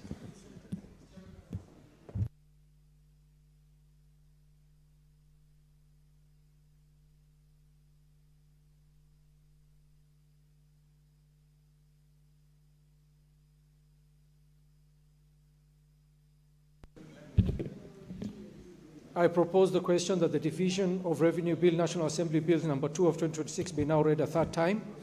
I put the question that the Division of Revenue Bill, National Assembly Bills number 2 of 2026 be now read a third time. Division at the end. Next, the Equalization Fund Appropriation Bill, National Assembly Bills number 21 of 2025. Chairperson. Mr. Speaker, sir, I beg to report that the Committee of the Whole has considered the Equalization Fund Appropriation Bill, National Assembly Bills number 21 of 2025, and its approval thereof without amendments. Mover. Honorable Speaker, I beg to move that the House do agree with the committee in the said report. I request Senator Ledama to second. Mr. Speaker, I second. I propose the question that the House do agree with the committee in the said report. I put the question that the House do agree with the committee in the said report. As many as of that opinion say aye. Aye. As many as of the contrary opinion say nay. The ayes have it. Mover. Honorable Speaker, I beg to move that the Equalization Fund Appropriation Bill, National Assembly Bill number 21 of 2025 be now read a third time. I request Senator Ledama to second. Mr. Speaker, I second. I propose the question that the Equalization Fund Appropriation Bill, National Assembly Bills number 21 of 2025 be now read a third time. I put the question that the Equalization Fund Appropriation Bill, National Assembly Bill number 21 of 2025 be now read a third time. Division at the end. Next is the Kenya National Council for Population and Development Bill, National Assembly Bill number 72 of 2022. Chairperson. Mr. Speaker, sir, I beg to report that the Committee of the Whole has considered the Kenya National Council for Population and Development Bill, National Assembly Bills number 72 of 2023, and its approval thereof with amendments. Mover. I beg to move that the House do agree with the committee on the said report. I request Senator Wambua to second. Wambua. Honorable Speaker, I second. Honorable Senators, I propose the question that the House do agree with the committee in the said report. I put the question that the House do agree with the committee in the said report. As many as of that opinion say aye. Aye. As many as of the contrary opinion say nay. The ayes have it. Move. Honorable Speaker, I beg to move that the Kenya National Council for Population and Development Bill, National Assembly Bill number 72 of 2023 be now read a third time. Honorable Senators, I propose the question that the Kenya National Council... Seconder. Who's your seconder? Sorry, Senator Wambua. I request Senator Wambua to second. My apologies. Wambua. Honorable Speaker, I second. I propose the question that the Kenya National Council for Population and Development Bill, National Assembly Bills number 72 of 2023 be now read a third time. I put the question that the Kenya National Council for Population and Development Bill, National Assembly Bills number 72 of 2023 be now read a third time. Division at the end. Next is the Public Procurement and Asset Disposal Amendment Bill, National Assembly Bill number 48 of 2024. Chairperson. Mr. Speaker, sir, I beg to report that the Committee of the Whole has considered the Public Procurement and Asset Disposal Amendment Bill, National Assembly Bills number 48 of 2024, and its approval thereof without amendments. Mover. Honorable Speaker, I beg to move that the House do agree with the committee in the said report. I request Senator Beth Siengo to second. Senator Siengo. Mr. Speaker, I second. I propose the question that the House do agree with the committee in the said report. I put the question that the House do agree with the committee in the said report. As many as of that opinion say aye. Aye. As many as of the contrary opinion say nay. The ayes have it. Mover. Honorable Speaker, I beg to move that the Public Procurement and Asset Disposal Amendment Bill, National Assembly Bill number 48 of 2024, be now read a third time. I request Senator Beth Siengo to second. Mr. Speaker, I second. I propose the question that the Public Procurement and Asset Disposal Amendment Bill, National Assembly Bill number 48 of 2024 be now read a third time. I put the question that the Public Procurement and Asset Disposal Amendment Bill, National Assembly Bill number 48 of 2024 be now read a third time. Division at the end.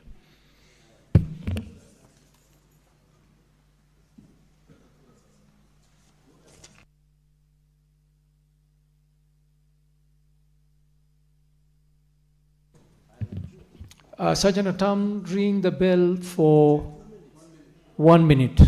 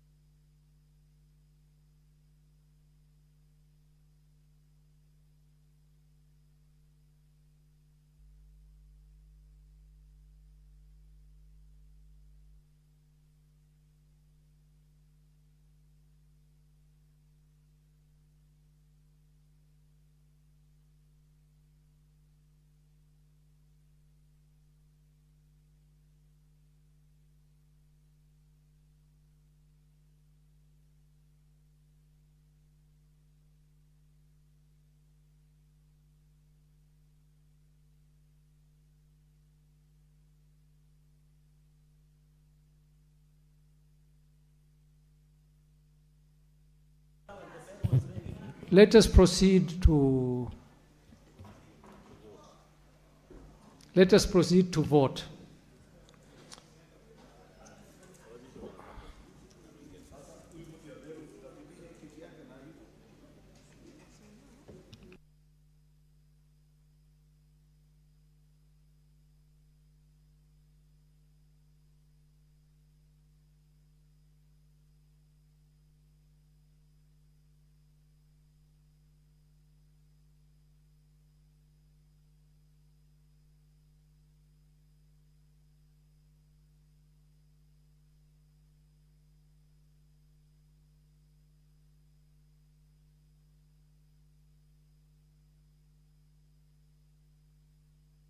Honorable Senators, Honorable Senators, Honorable Senators. Yes, Eddie. Mr. Speaker, you did order that the bell be rung for 1 minute, but you did not guide the sergeants to draw the bar. So there are members who are stuck outside because the bar wasn't drawn, and it will be important to vote for this bill. I plead with you to perhaps reconsider, maybe to have another 1 minute so that they can be able to get in. I think it was just a misnomer. Honorable Senators, I have heard you.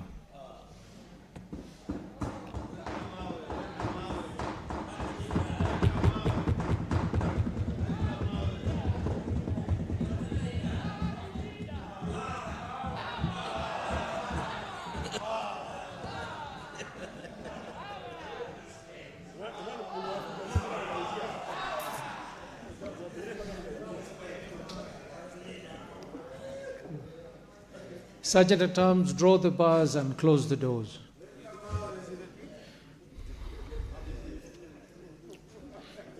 Senators,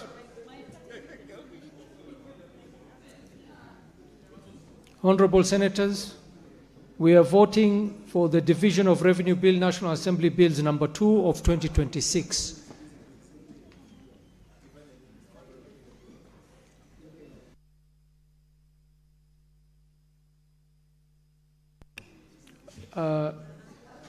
Senator Senior Counsel Mogeni and Senator Party Leader Oburu Odinga, please sign in before we start voting.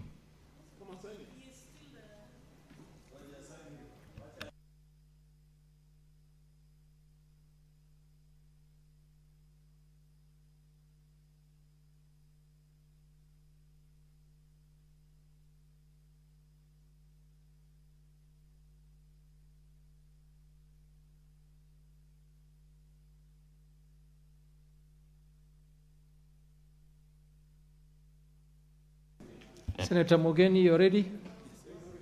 Let's proceed. Let's vote, Senators.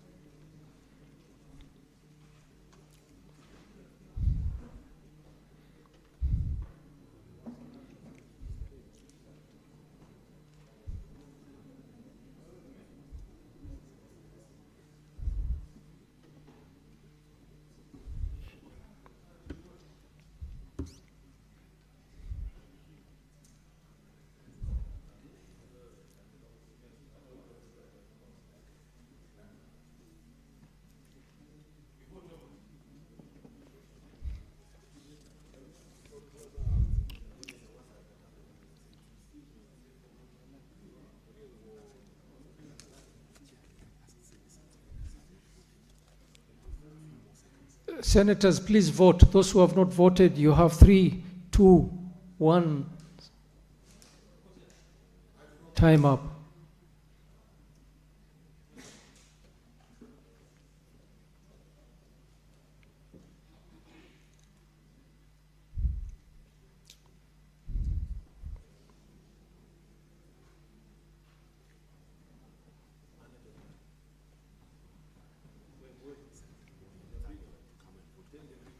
Senator Boy Issa Boy. Senator Boy Issa Boy, approach the clerk. Senator Paul Thangwa. approach the clerk.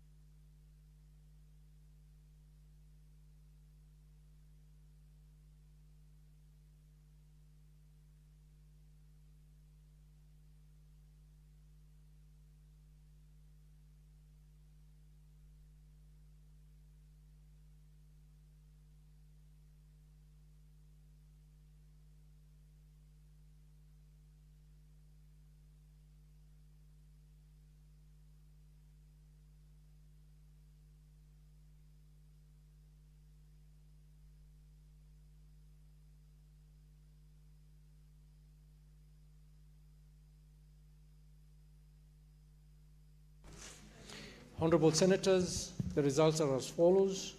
Ayes 29, nays 0, abstentions 0. The ayes have it.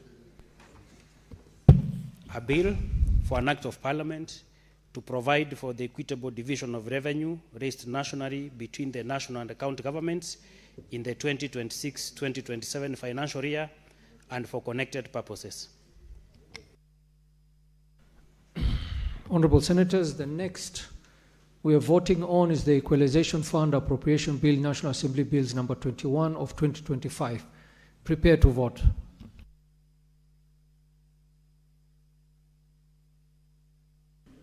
Start voting, Senators.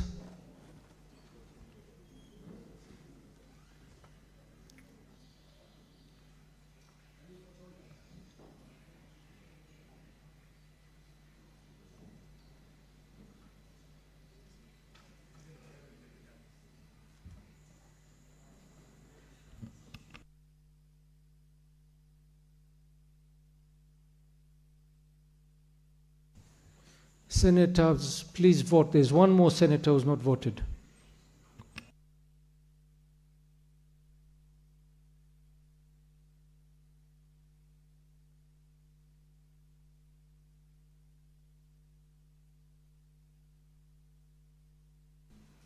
Ten seconds, one more senator has not voted. Oh, thank you.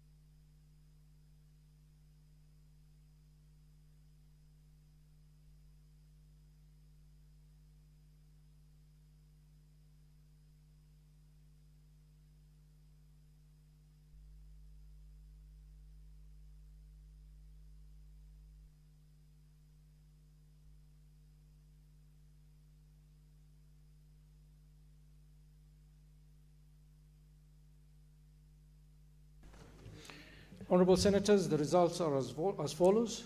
Ayes 29, nays 0, abstentions 0. The ayes have it. A bill for an act of parliament to authorize the issue of a sum of money out of the equalization fund and its application towards the service of the year ending 30th June 2026 to appropriate that sum for certain public basic services and for connected purposes.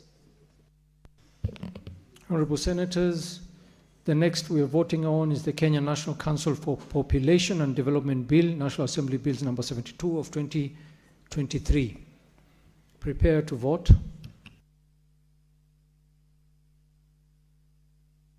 Honourable Senators, you can start voting.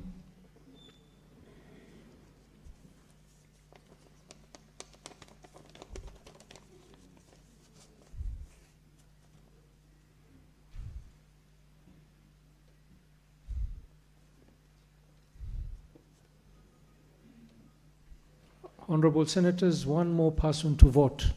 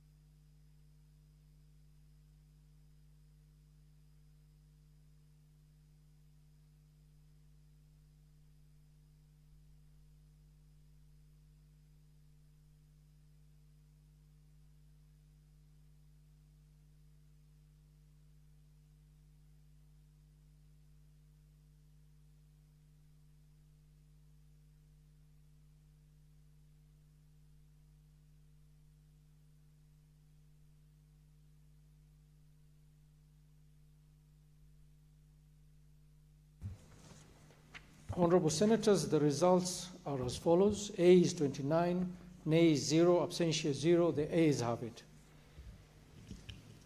A bill for an act of parliament to provide for the establishment, roles and functions of the Kenya National Council of Population and Development, for the establishment of the board of the council and for connected purposes. Congratulations, Senators. We are now moving to the last bill for this afternoon, the Public Procurement and Asset Disposal Amendment Bill, National Assembly Bills number 48 of 2024. Prepare to vote.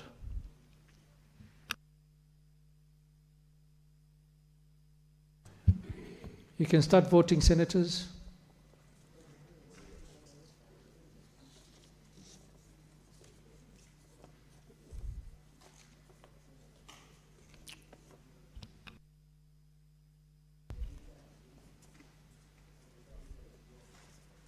One more senator, please.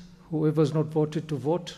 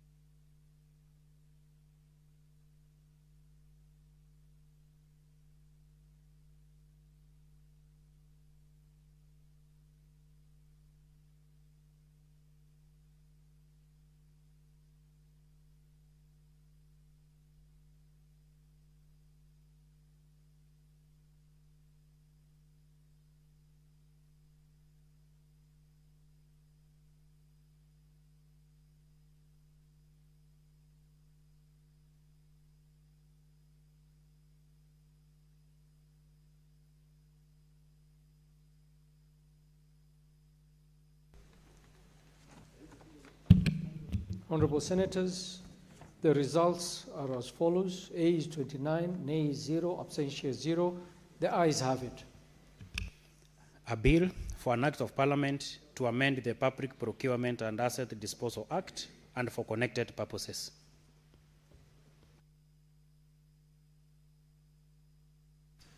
Sergeant at Arms, draw the bars and open the doors. Congratulations, Senators, for a yes.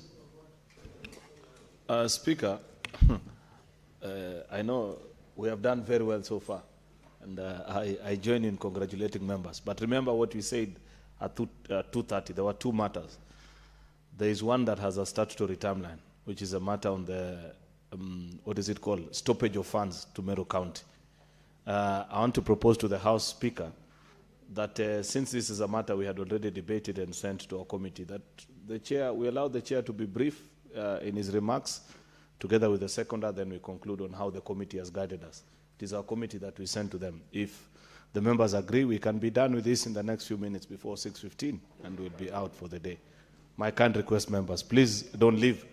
15 minutes only, we should be out. The chair can make it even less if he's more brief in his remarks.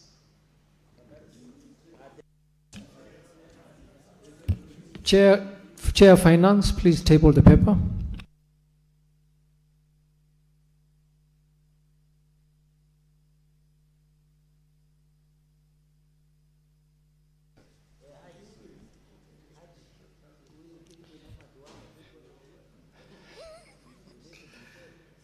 Honorable Speaker, I beg to lay the following paper on the table of the Senate today, Tuesday, the 12th of May 2026.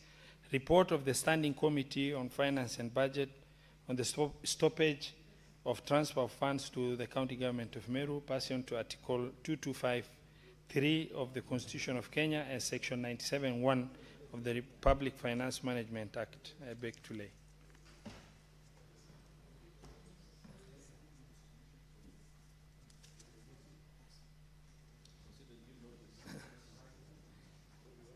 Proceed, Chair. Honorable Speaker, I give notice of motion to the Senate that the Senate adopts the report of the Standing Committee on Finance and Budget on the stoppage of transfer of funds to the County Government of Meru laid on the table of the Senate Tuesday, 12th of May 2026, and pursuant to Article 225 subsection 5B of the Constitution and Section 97 subsection 4 of Public Finance Management Act of the Senate of Management Act, and persuade the Senate to reject the decision of the Cabinet Secretary for the National Treasury Economic Planning to stop the transfer of funds to the County Government of Meru. I wish to request notice of motion, sir.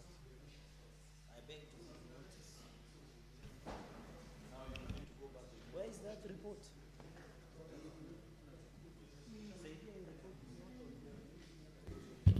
Clerk, read the next order on supplementary 2.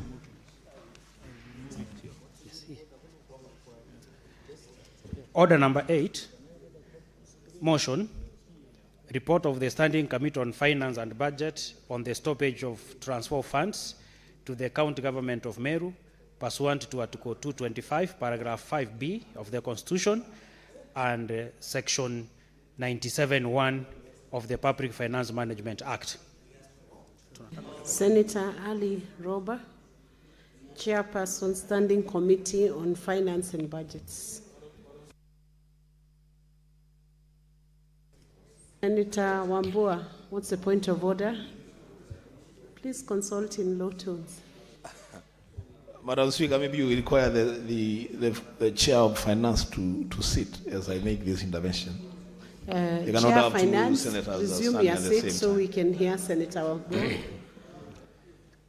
you please consult in low tones so that we can hear Senator Wambua? Senator Kenywa, Senator Karongo Dhangwa. Proceed. Thank you, Madam Speaker. Madam Speaker, and I do not want to anticipate debate, but the motion that has been, whose notice has been given by the Chair of Finance, is a potentially very, very important motion touching on our county. And I'm just seated here asking myself, as we debate Meru County and the senator of Meru is not in the house, how do we proceed, Madam Speaker? I need guidance, even from the leadership, because I mean, really, this is a very, very heavy matter touching on a county. And the senator of Meru is not just any other senator. He is the deputy speaker of the House.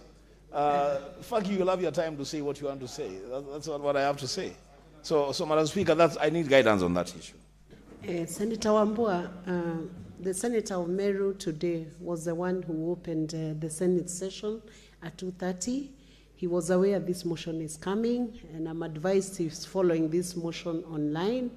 If he wishes to join the motion, the Senate physically, he's free to do so, but the motion should proceed on because he can watch it online, and if he wants to make contribution, he should make his way to Senate. So let's proceed. Senator Ali Roba. The motion does have a deadline, actually. I think it has to be debated. Thank you, Honorable Speaker. I beg to move that the Senate adopts the report of the Standing Committee on Finance and Budget on the stoppage of transfer of funds to the County Government of Meru, which is laid on the table of the Senate today, Tuesday, the 12th of May, 2026, pursuant to Article 225, subsection 5B of the Constitution and Section 97(4) of Public Finance Management Act, and the Senate rejects the decision by the Cabinet Secretary for National Treasury Economic Planning to stop the transfer of funds to Meru County. Madam Speaker, in the interest of managing time, I would like to take the Senate through the entire report in a highly summarized manner. Madam Speaker, the National Treasury went ahead to stop funds to Meru County, and in line with the requirements of the law, wrote to the Senate and the National Assembly to seek approval of that, because that is the guidance required. Madam Speaker, in doing so, the National Treasury engaged with the control of budget. Now the committee has engaged with the control of budget and the National Treasury itself. And we found in going through the issues that brought that decision to be made, not having met the threshold of law that required the issues, in line with the demonstration that serious material breach or persistent material breach was done by the County Government of Meru. Honorable Senators, the County Government of Meru has paid in 4 tranches 200 million out of 339 million owed to a non-local investor, an international investor, which was in line with the ruling of the court.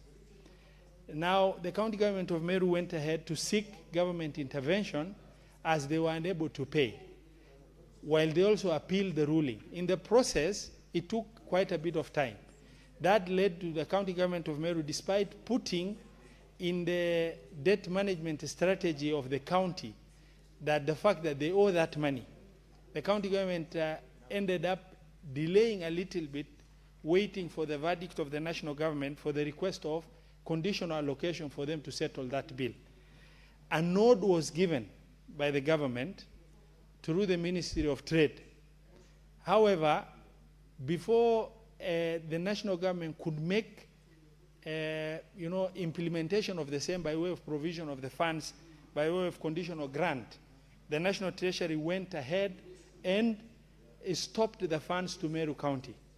The wisdom of the Committee of Finance in engagement with all the stakeholders, including Meru County government, demonstrated beyond any reasonable doubt that that was not justified.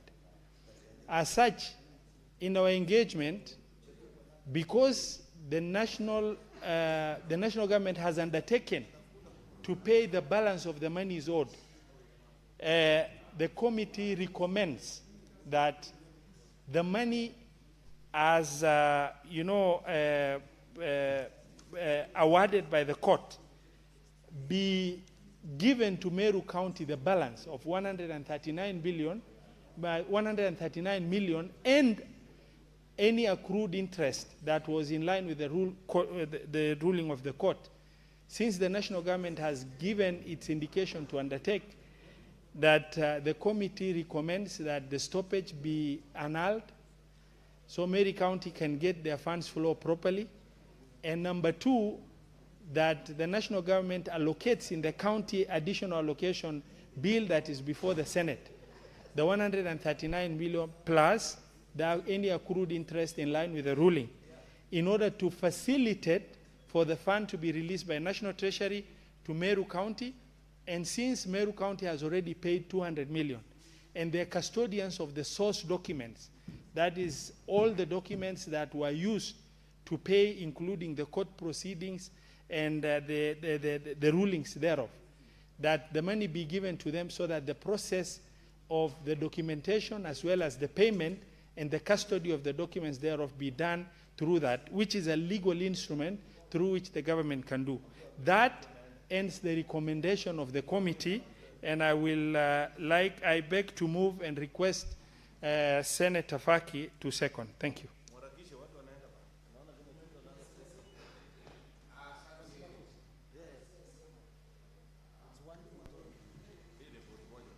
Please give him the mic. Asante Bispika kwa kunipa fursa hii kuunga mkono hoja ya Senator Roba, mwenyekiti wa kamati ya fedha na bajeti ya bunge hili, kuhusiana na arifa ya waziri wa fedha kusimamisha mgao wa pesa kwenda Meru. Mheshimiwa Spika, jambo la kwanza ni kwamba uamuzi wa waziri wa fedha ulifanyika kwa haraka sana, ambapo hakuwapa fursa serikali ya kaunti ya Meru kuweza kujieleza kabla ya kufanya uamuzi huo. Mheshimiwa Spika, jambo la pili ni kuwa yako madeni mengi ambayo kaunti zetu zinadaiwa. Ukiangalia malumbukizi ya madeni yanafika zaidi ya bilioni 180, lakini hata safari moja, Mheshimiwa Spika, waziri hajatishia kusimamisha fedha kwenda katika bunge, kwenda katika kaunti yoyote kwa sababu ya madeni. Na madeni mengine, Mheshimiwa Spika, ni ya Wakenya ambao wamefanya biashara na kaunti zetu. Wengi mali zao zimeuzwa, wengi wameenda mahospitali kwa sababu ya pressure ambayo wamepata na maradhi wamepata kwa sababu ya kuzuiliwa kwa kulipwa kwa pesa zao. Kwa Mheshimiwa Spika, uamuzi huu wa waziri wa fedha kwa hakika haufai kabisa, kwa sababu kwanza ni kinyume na sheria, na pili amefanya ubaguzi kumpa nafasi huyu mwekezaji ambaye ni Mfaransa kuliko Wakenya ambao wana matatizo kama haya kuendelea. Kwa hiyo Mheshimiwa Spika, mimi naunga mkono, na ningependa sisi kama Senate tutoe kauli kwamba hii kuzuia fedha kwenda katika kaunti, kama inataka kufanyika ifanyike kwa kaunti zote, ili tuondoe yale malumbukizi ya madeni ambayo yanaendelea kuongezeka kila mwaka katika kaunti zetu. Asante Bispika kwa kunipa fursa hii.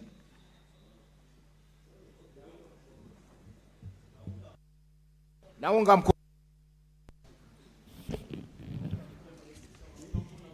Honorable Senators, I propose the question that the Senate adopts the report of the Standing Committee on Finance and Budget on the stoppage of transfer of funds to the county government of Meru, laid on the table of the Senate on Tuesday, 12th May 2026, and pursuant to Article 225(5)(b) of the Constitution and Section 97(4) of the Public Finance Management Act, and the Senate rejects the decision by the Cabinet Secretary for National Treasury and Economic Planning to stop the transfer of funds to the county government of Meru.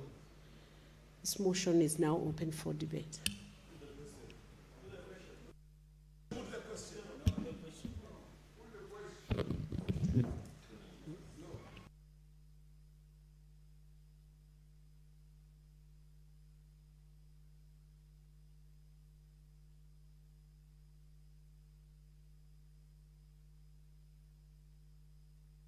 Senators, I want to make a determination that this is a matter affecting counties, and so I'll request the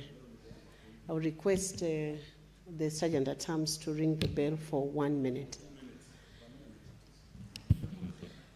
Sergeant at Arms, please proceed and ring the bell for 1 minute.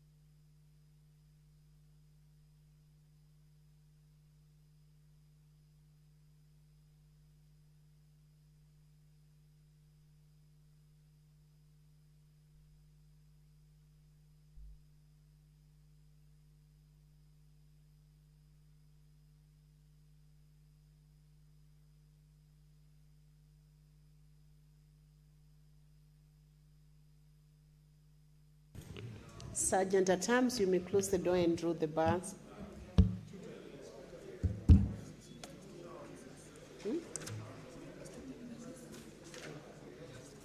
Honorable Senators,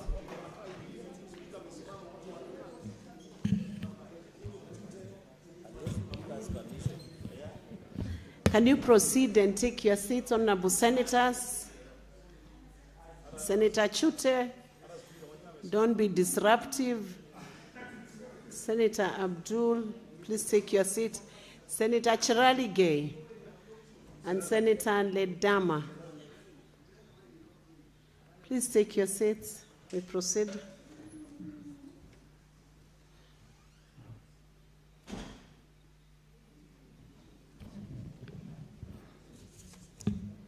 Honorable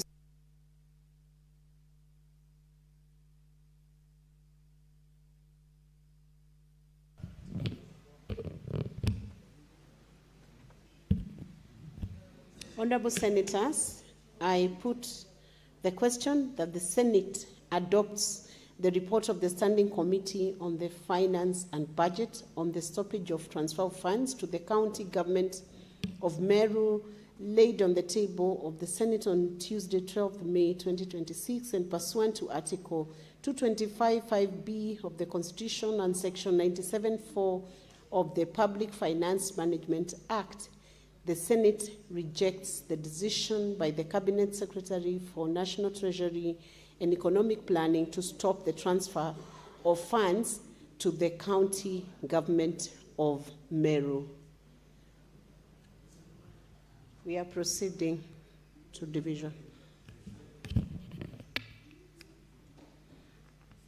Senators, you can start voting now.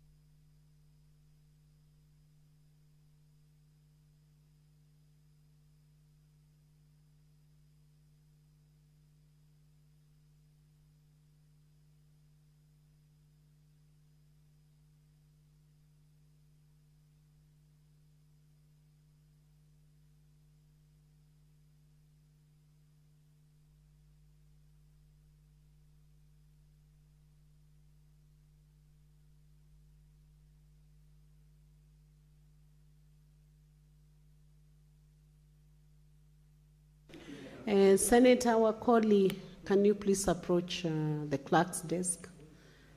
Senator Kenywa, Laikipia County.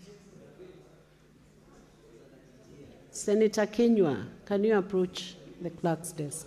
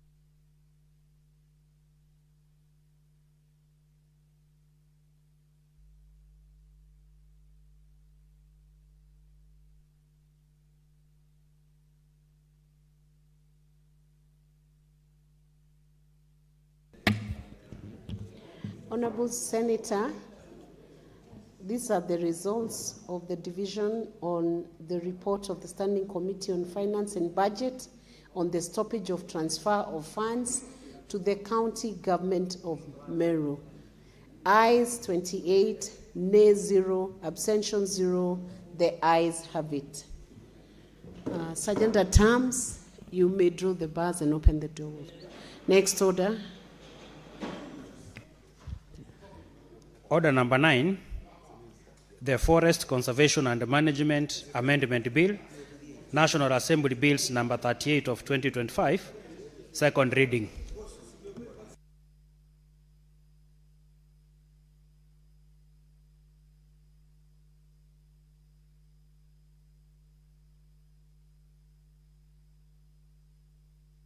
Majority Leader, please focus. Senator Karongo, stop disrupting Majority Leader. You had requested to move this bill. Can you proceed? Senator Faki.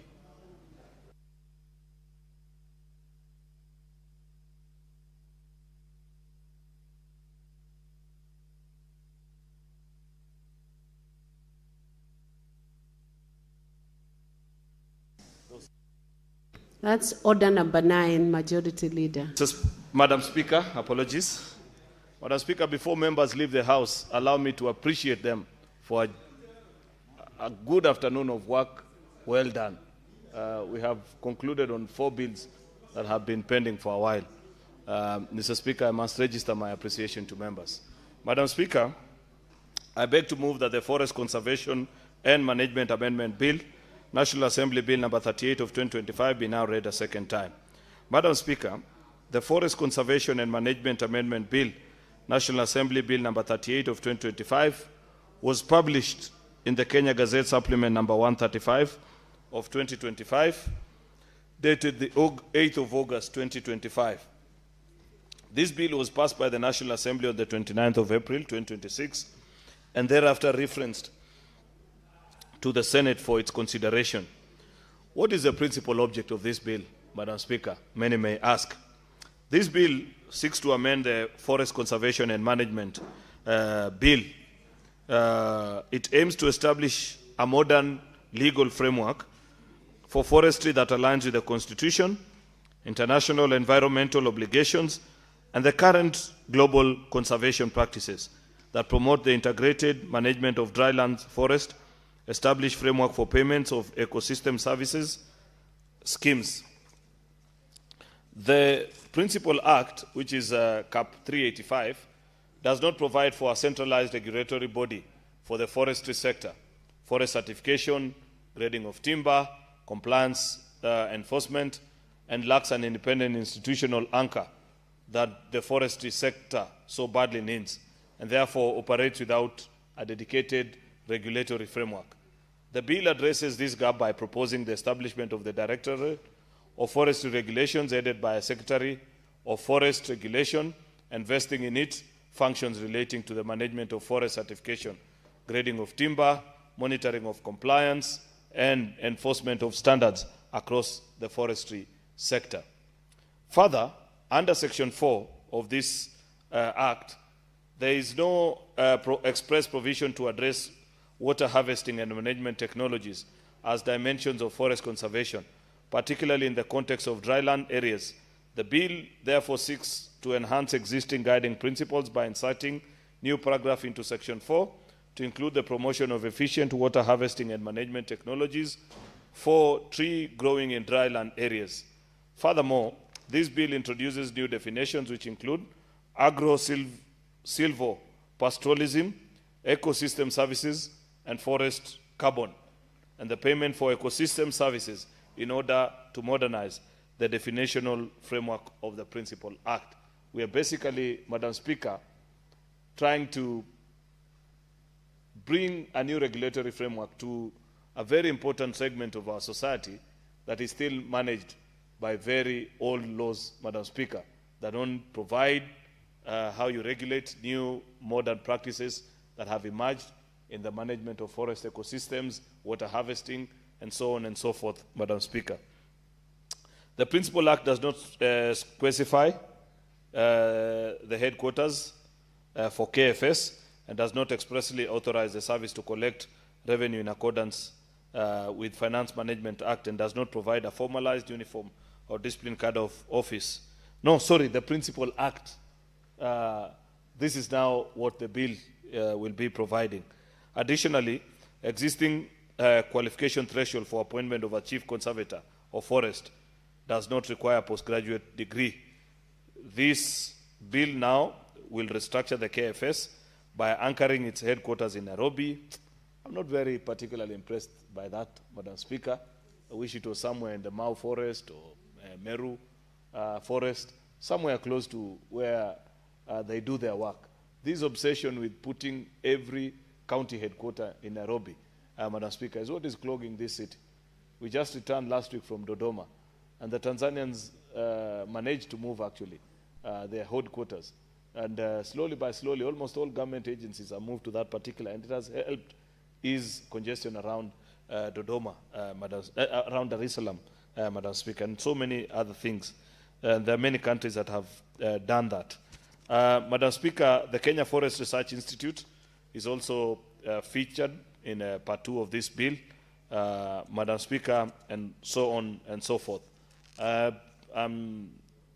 are specific clauses in the bill, which perhaps I know the Senate Committee on Lands and Environment has been interacting with this bill for a while, led by the chairperson, Senator Faki, who I'll be inviting shortly, Madam Speaker, to give a few remarks in his, what is it called, seconding. It's been a long day, Madam Speaker. Forgive my little lapse. And he can go to the very specifics. So broadly speaking, Madam Speaker, is that we are seeking to manage better the forestry space, giving them a new mandate and a new legal framework away from the old archaic law that guides it. We are aligning the operations to the demands of the new constitution, international structures on management of forest, and things such as those, including, Madam Speaker, the command structure of the Kenya Forest Service Guards, Madam Speaker, their training, Madam Speaker, the qualifications for appointment to serve as a chief conservator of the forest, Madam Speaker, is something also fairly contentious. In the current act, for example, there is no provision of education, postgraduate. So anybody can be appointed, yet you understand that there is a science behind management of forests and providing, even just to provide institutional leadership. And therefore, Madam Speaker, with those many remarks, I beg to move and request the chairperson of the Lands Committee, Senator Mohamed Faki, to second. Thank you, Senator Arun. Senator Mohamed Faki, you may proceed.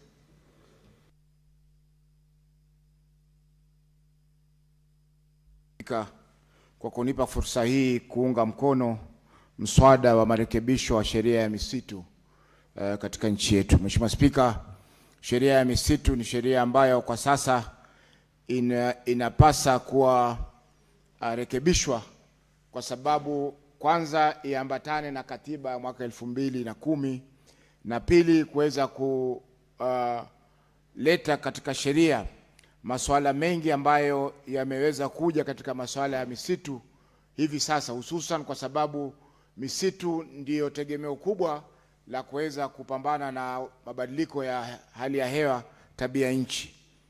Mheshimiwa Spika, mswada huu kwa hiyo ni muhimu sana kwa sababu mbali na kuwa utaleta kanuni za usimamizi wa misitu pamoja na kuangalia masuala ya miche na mimea ambayo itapandwa katika misitu yetu, vile vile italeta mambo mengi mazuri ambayo yataweza kusaidia usimamizi wa misitu katika nchi yetu. Kwa mfano, Mheshimiwa Spika, mkurugenzi wa shirika la usimamizi wa misitu, yani Kenya Forest Service, atakuwa ni mtu mwenye tajiriba fulani ambayo kwanza awe na shahada ya uzamili katika masuala ya misitu ili aweze kutoa mwongozo ni vipi misitu yetu itaweza kusimamiwa na iweze kukuzwa. Kwa hiyo Mheshimiwa Spika, sheria hii ina mambo mengi mazuri ambayo tukiweza kuipitisha itaweza kusaidia katika misitu yetu ambayo kwa sasa inasimamiwa na sheria ambazo nyingi ni zile ambazo tulizipitisha wakati wa ukoloni.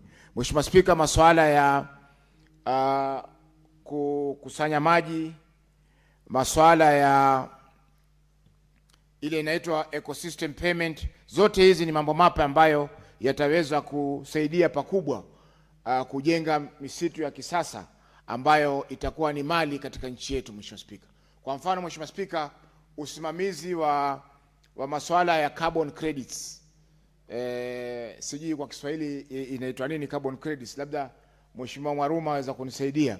Masuala ya carbon credits, masuala mapya ambayo yataweza kusimamiwa katika sheria hii na vile vile kuweza kusaidia Wakenya kuweza kuchukua fursa ya kukuza misitu na kuweza kuhakikisha kwamba wanapata malipo haya ambayo yametarajiwa kuwekwa katika hizi carbon credits. Mheshimiwa Spika, swala la makao makuu kaboni, mkopo wa kaboni, ndio Mheshimiwa Spika.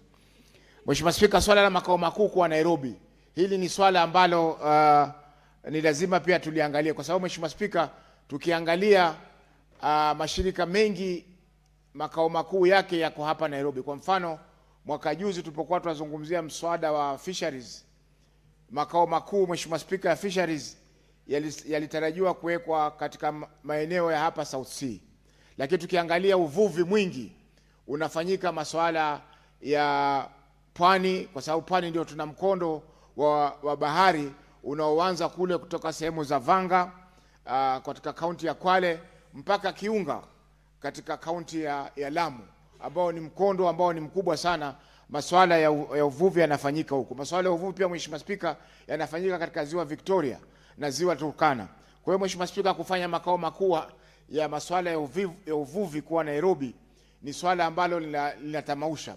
Ndio vile vile kiongozi wa wengi aliposema kwamba makao makuu ya misitu kufanywa Nairobi wakati misitu mikubwa iko sehemu zingine. Mheshimiwa Spika, hiyo ni swala ambalo halikubaliki. Tukiangalia Mheshimiwa Spika, lazima maendeleo yaweze kusambazwa katika nchi nzima ya Kenya ili kila sehemu iweze kuendelea. Isitokee tu kwamba kwa sababu labda tutaka kura ndio tuanza kwenda kwa mfano Garissa kujenga barabara kubwa ama masuala mengine kama hayo. Kwa hiyo Mheshimiwa Spika, ili swala la makao makuu lazima tuliangalie upya ili tuone kwamba tunaleta usawa katika usimamizi wa masuala kama haya. Honorable Senators, it's now 6:30 p.m., time to adjourn the Senate. Senator Faki, you'll have a balance of 16 minutes when this motion resumes again for debate. The Senate now therefore stands adjourned until tomorrow, Wednesday, 13th May 2026 at 9:30 a.m. Thank you.